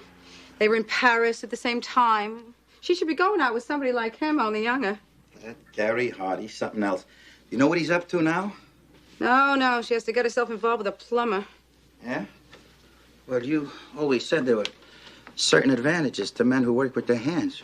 Yeah, but this man is obnoxious and rude, Harvey. Yeah? Sounds like a match for Chris. Harv. What did you trade that for? You seen your lawnmower lately? This here chapeau, Harvey, is featured in Vogue magazine, and I am going to be properly dressed. Stay away from the park, Mary, but that thing may have friends out there.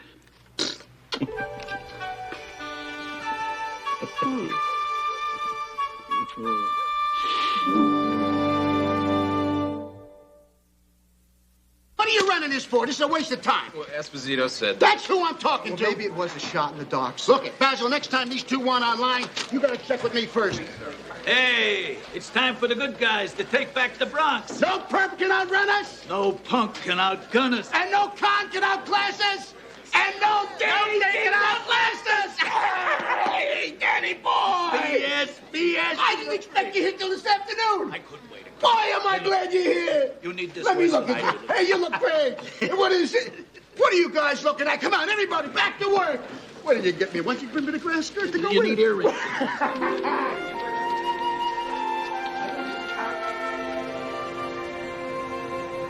It's invigorating how Sandrine uses repeated forms to address the viewer in actual space, rather than implying a metaphorical one. The irony is refreshing, but I think that his allusion to the pre-Raphaelite movement is rather obvious. Very obvious.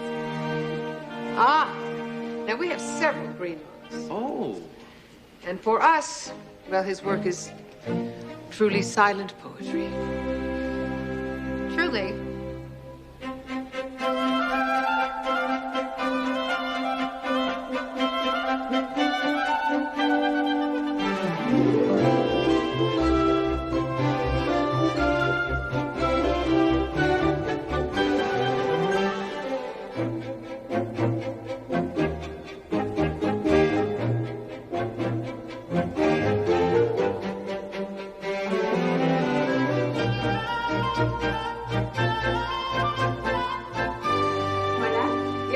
Yes, it's very charming. What about the green loan? Monsieur Mebret about the unfortunate theft? Of course. He made a rather sizable offer to Mr. Greenlow for that very work before he decided to donate it. Before. Oh, such a pity. First-rate Greenlow, and now it's gone. Yes, well, for us, that's what makes the work so tantalizing. Nous provoquons. Parlez-vous français? Oh oui. J'ai fait mes études à Paris. Vraiment? À quelle école? La Sorbonne. Ah bon? J'habitais près de là-bas. Je pleure juste en y pensant. Ah bon?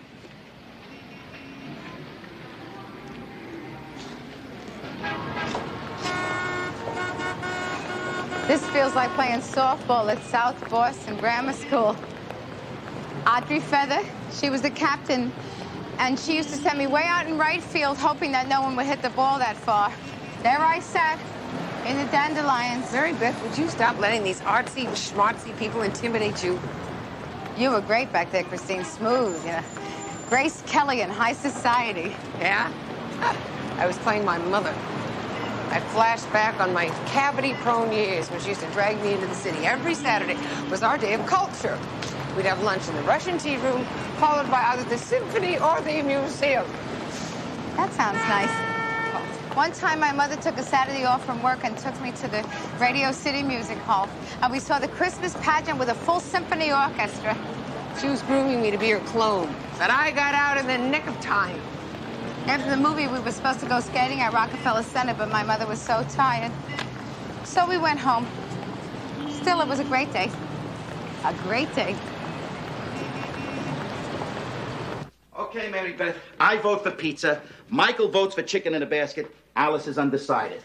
Whatever you want, Harvey. Oh, come on, baby, you gotta break the tie. What is this? I'm figuring out what classes I could take this semester. I thought you were gonna give yourself a break, babe. There's an art history I want to do and a music appreciation. 2 classes. Tuesdays and Thursdays starting at 6. The night you're supposed to pick up Alice. Well, how about if we switch around the schedule, sweetheart? That is a hell of a time commitment, babe. Harv, I'm tired of feeling ignorant. Course me, I could take night courses till I'm old and gray. Still, I'd never catch up. To who? When Christine was 19, she was hobnobbing with artists in Paris. We all wish we had a trust fund, babe. No, it's not that, Harvey. It's the experience. It's what she learned from being there. Wouldn't you like to take Alice to the Museum of Modern Art and be able to tell her all about the paintings? We can take her, babe. We can take her, and we can rent a cassette tour. I want it to come from us, Harvey. I'm trying to broaden my horizons here. And if you're not going to be supportive, I vote for chicken in the basket. Mary Beth, you can't burn a candle from both ends. I know what I'm doing. Listen to this, Harvey. Russian and Soviet music, from Glinka to the present.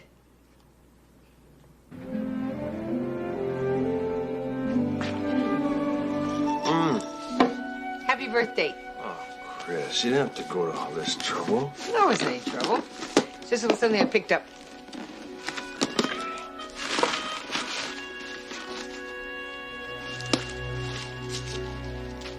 On.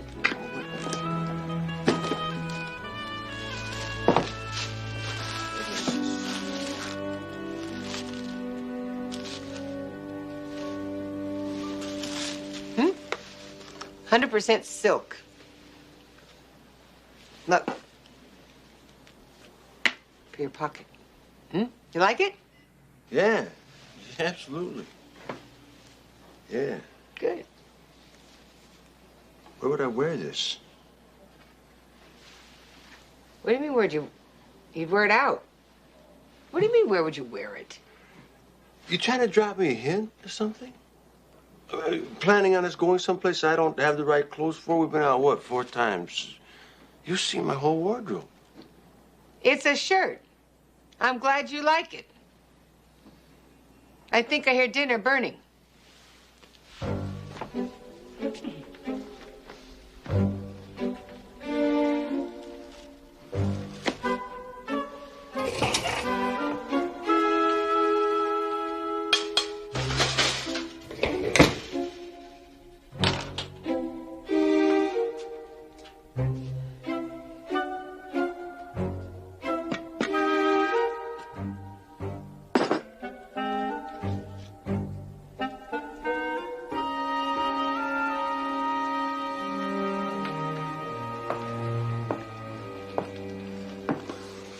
So, what are you working on? Juicy murder? Stolen painting. Real snoozer, huh? How'd you get saddled with that? I asked to be on the case. This is not some rip-off paint by numbers, you know. It happens to be a very prestigious piece of art. You're pretty uptown for a cop, aren't you? Well, there are some things more important than Monday night football.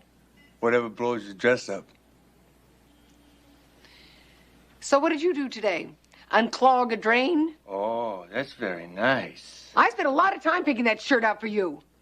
You know, if somebody does something nice or they go to a lot of trouble, it is not inappropriate to show some gratitude. Oh, yeah? You know, I didn't feel a lot of that coming my way when I drove all the way across town to your favorite deli to bring you lunch. Oh, so you weren't just working in the area.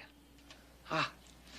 Well, I do not like mixing my social life with work. Or is it me that doesn't mix? You know, you can't make me into a Brooks Brothers man, Chris. It happened to have been a Pierre Cardin.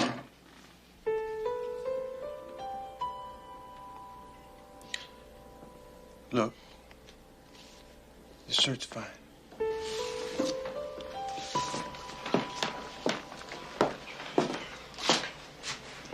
I'm really tired. I got an early morning tomorrow. Well, what about dinner? I should go. I'll call you, all right?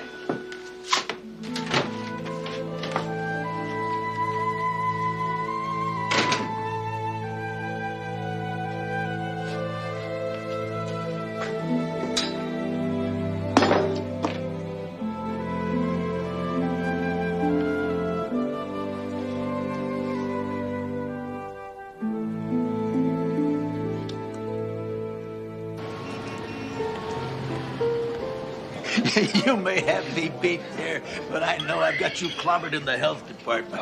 Take a hike, will you? Huh? Angina! Ulcers! Are you kidding? The doc would have a fit if he saw me after a few cold ones. What about kidney stones and the cholesterol right through the roof? Very impressive. And a bowl of bran every morning. Hey, Bran. Here's to the breakfast of champions.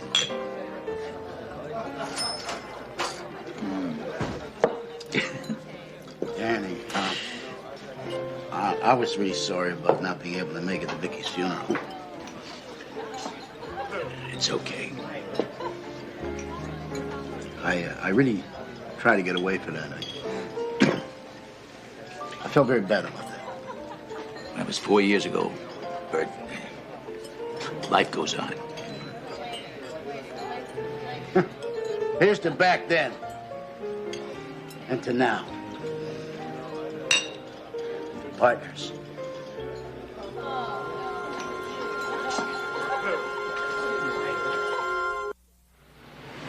The Lone Star Bar. Well, so much for the last stop on every cop's beat. Well, okay. Look at that, Danny. All gone. How many times did we end the shift right here? Every time. Remember that movie house? Yeah? 6 bits and you can get in there. And clean. Yeah. Too, huh? Remember Freddie's smoke shop? Oh, yeah, sure. What was it he used to tell us? A pack a day keeps the bad guys away. Yeah, then he'd give you a freebie pack of those god-awful things. The Teemas. Jack Webb used to smoke them. Yeah. I guess there's no way she still lives there, huh? Boy, wasn't she something? Oh, I see. What a smile. What a girl. I tried everything. She wouldn't give me the time of day. Gave me the time of day. What? You never told me that. It's our secret. Hey, Bert, there's something I want to ask you. Yeah, go ahead, ask. Last Christmas, Thelma, she took a vacation out to Maui. Yeah, I know that. She sent David a postcard. I didn't tell you, my grandfather now. Yeah, well, Thelma told me. She looked me up and we talked about the old days. You gotta see this kid. Nguyen's his name. He is something else. Bert, we had a good time together. What you trying to tell me? After she left, we started writing and calling. Now, she's got 2 weeks vacation coming. She's thinking about flying out again to see me. I wanted to be straight with you, Bert, before I tell her yes.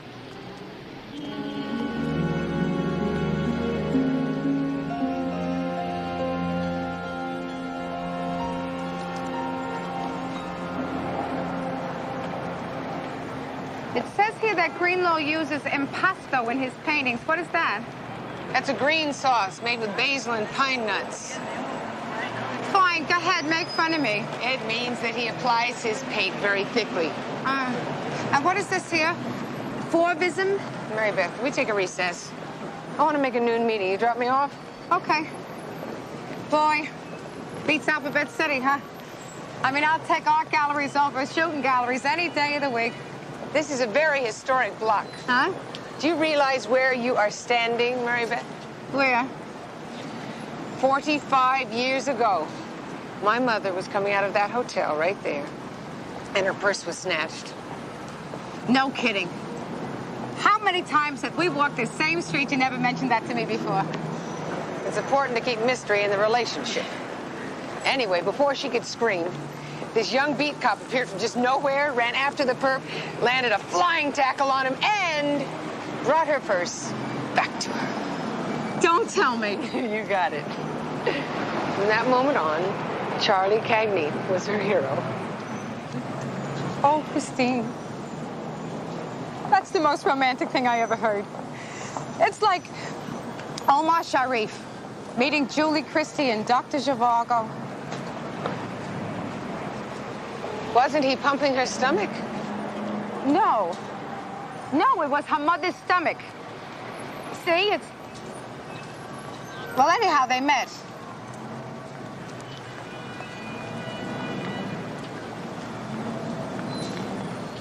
Anybody like to share with a burning desire? Raise your hand. Yeah, I'm Nick, and I'm an alcoholic. Hi, Nick. Yesterday was my 40th birthday, and I tried to spend it with a woman I really care about. I know I bring a lot of baggage into these things. You see, my wife and I, my ex-wife and I met when we were seniors in high school. I was the captain of the football team, she was a cheerleader, we got married that summer. But after a number of years, how many tackles I made at the homecoming game didn't mean squat. My Letterman's jacket wore out. My wife wanted to climb, and it didn't take her too long to figure out that I wasn't, moving up. So she left me. That's the tough one to accept, you know, your wife thinking she's better than you. Well, I couldn't accept it, so I drank. Well, I don't drink anymore, and like I said, I met this woman, and I'd really like it to work out. But there's something real familiar about the way things are going, and I'm not gonna take that same ride again. Okay, thank you, Nick. Is anybody else? Would anyone else like to share? Come on now, let's not be shy. Yeah. Does anyone have a burning desire? If not, I may point at you, and you know how that feels. All right. Yeah, my name is...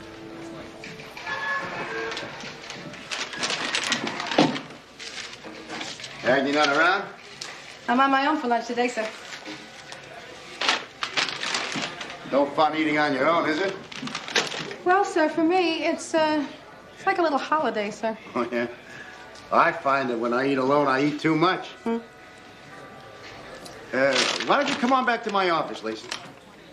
Bring your lunch, too.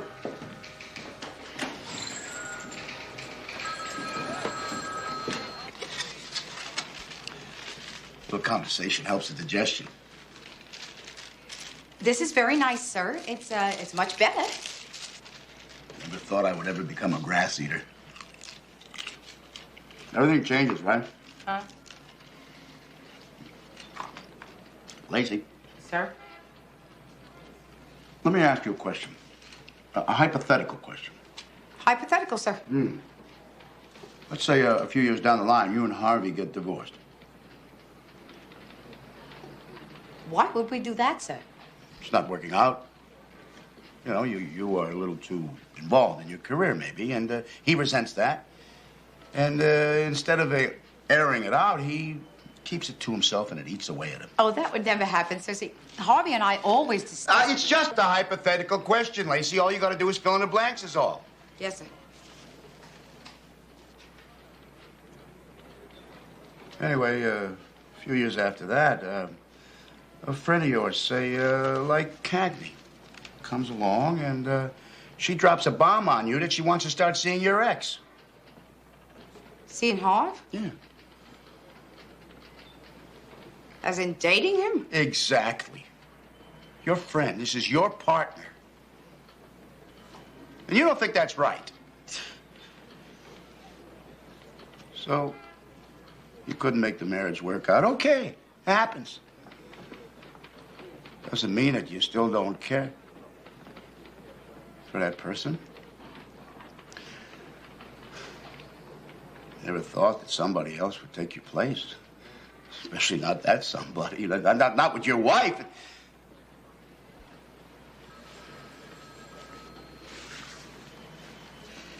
Anyway, what would you do? Do, sir? Yeah. Well, what would you say to Cagney? Hypothetically, what would you say? Well, sir, dealing hypothetically. This is a very hard question, Lieutenant. No chance for me and Harv to get back together. No.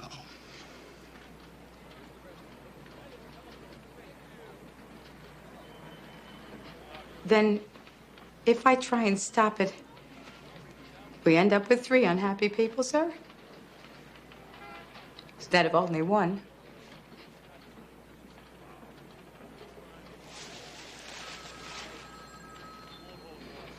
Fourteenth precinct. Hi, Josie. Hi, Sergeant, it's a Detective Karen from the Port Authority Police. Thanks. Yeah, Sergeant Cagney. Oh, yeah? Where? Uh-huh. Great. Well, we'll be right down. Thanks. That was the Port Authority Police. They found the painting. Some guy at Kennedy on his way to Europe. The curtain closes on this case. Good, Sergeant. So I'm gonna wrap this sucker up, okay? Get back to some real, honest, down-to-earth police work. Fine. No more purse-proud gallery owners. Goodbye and good riddance. Yes. Mary Beth. What? You would, wouldn't you? I would what? Let me tell you something. Harvey and I are never, ever getting a divorce. So forget about it.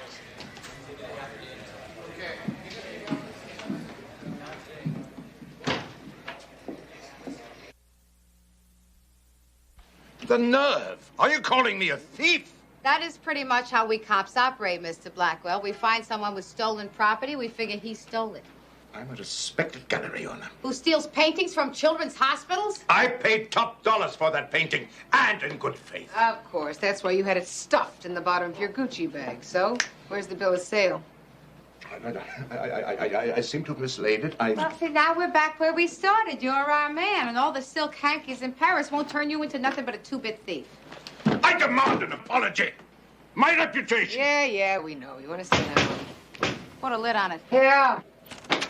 Mr. Greenlow insists upon... I saw the painting. It's a forgery. You! What did you do with my painting? Greenlow, Faberty, what you did, Mr. Greenlow? I want to know what he did with my painting. Down in a few minutes, Let's Mr. go. Greenlow. Excuse us, please. Thank you.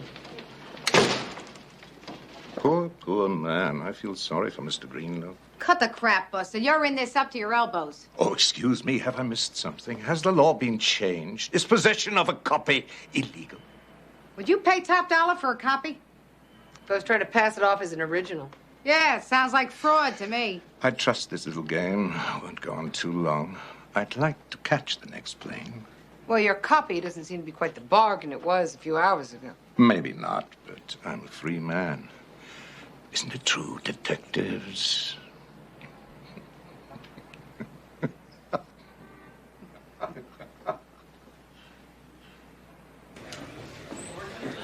Score one for the bad guys. Blackwell is tickled, Greenlow is ticked. And of course, the kid's hospital is still out of burn unit. Not exactly one of our best days. All right, we'll make up for it tomorrow. So what are you and Harvey doing tonight? Repainting Michael's bedroom. I suppose you and the singing plumber will be wrestling over a pastry? Maybe. I might even give him a call.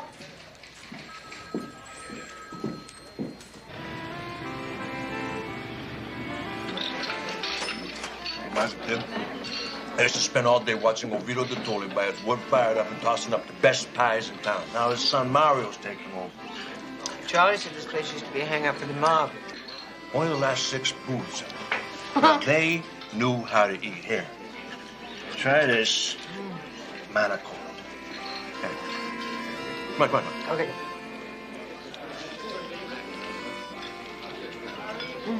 That's right. That's great. Right. Hey, Nick. Huh? Sorry about the shirt. It was I dumb. overreacted. Old wounds. No, you were right. I think there's probably a lot more of my mother in me than I care to admit. It's all right, Chris. Come on, tell me if this wouldn't do old Vito de Toli proud. Come on.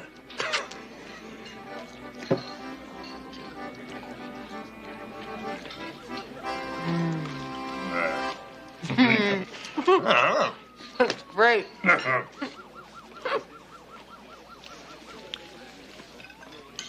I brought you something.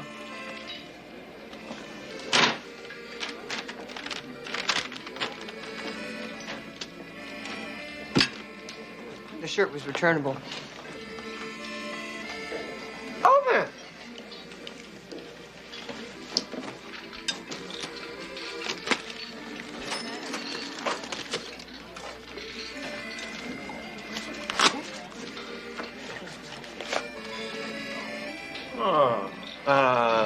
Night at the opera, little bird watching at sunrise. Uh-huh.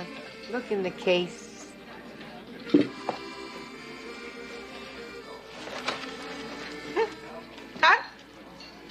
Rangers versus the Bruins. We'll kick their butts. Got it. We'll be able to see the blood on their jerseys up close in person. So, you still hungry? Oh, I could eat this stuff all night. Hey, yo, Aldo. Do this again. Double cheese this time. How about a little mussels marinara? My kind of girl. Yo, Aldo!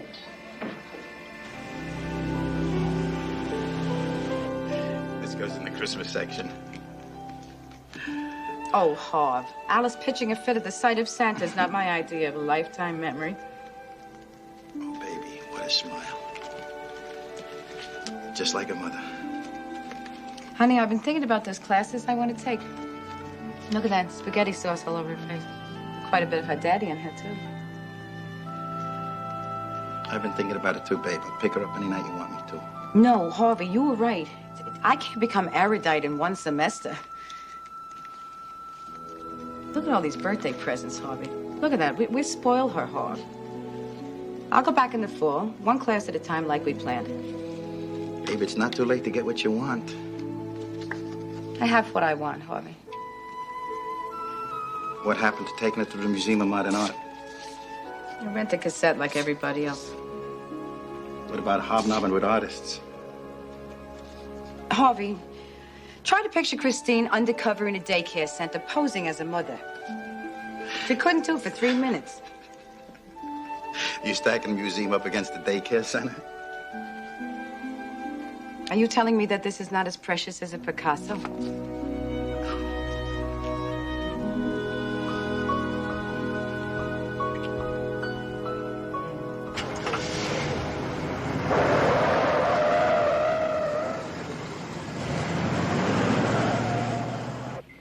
Guess who I saw at the courthouse the other day? David Keeler. He'd won a big case on jail overcrowding. Well, that's good. We wouldn't want thieves and murderers to have to share their TV sets. He was wearing that brown three-piece suit that matches his eyes. Mary Beth, why don't you go out with him? Making conversation, that's all. When I broke up with David, you said that you supported me. I did. I do. Right.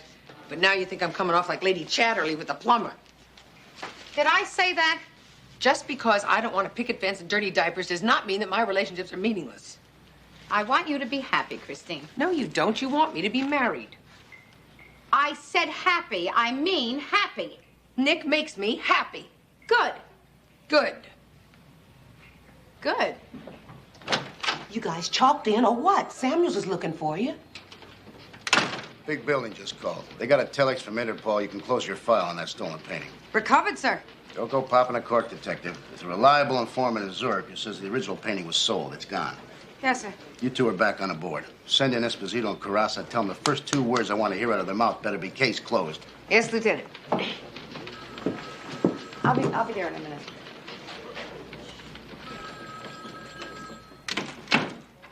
Sir, Yeah, what? how is everything? Well, we had a talk, and looks like they're going to start seeing each other. Must have been tough, sir. If there is anything that I could do. Yeah, just go on out there and start breaking heads, detective.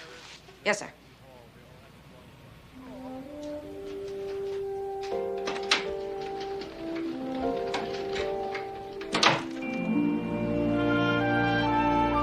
It's all the same anyhow. Stolen or bought, all my paintings end up in a private museum or a very private townhouse. I never see them again. Well, that has to be very frustrating. Look, I paint for the rich. And that's enough for you. I get a good price.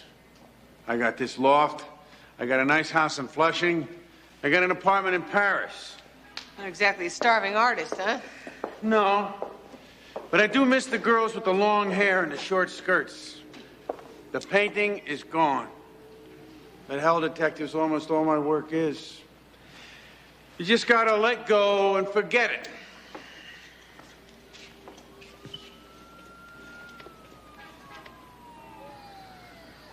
I'm no artist, Phil. But like you, I do a job I'm paid to do, and usually that's enough.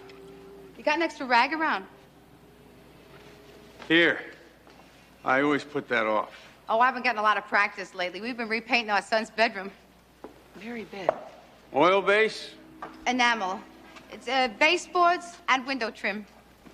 Isn't this exciting? Mary Beth? Very good. It's a table? No, it's a cow. Mary Beth, I think we ought to get going. Christine, sometimes in paintings things look like what they are, but other times it's more abstract. And so a cow looks like a table, like that. Right. When I started out, it was a goat. Yeah? Sometimes in my job, the cases, they don't always turn out rosy either. But you have to let go, like you said. It's not bad. A regular Renaissance woman. But every once in a while, you get a case that sort of sticks, you know? You can't shake it loose. And so then I have to do something extra to push it through, tie it up so that I feel like I'm really a cop. Traffic, Mary Beth, I think we ought to get back to the precinct. 1 minute, Sergeant. It's a job, like any other. Like yours, even. One Queens residence to another. So what do you want me to do? Paint another picture for the Children's Hospital. He doesn't churn them out like Chevy's, Mary Beth.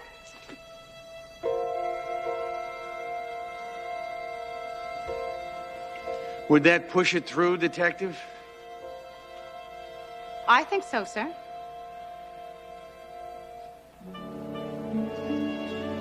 What do you want it to look like? A table or a cow?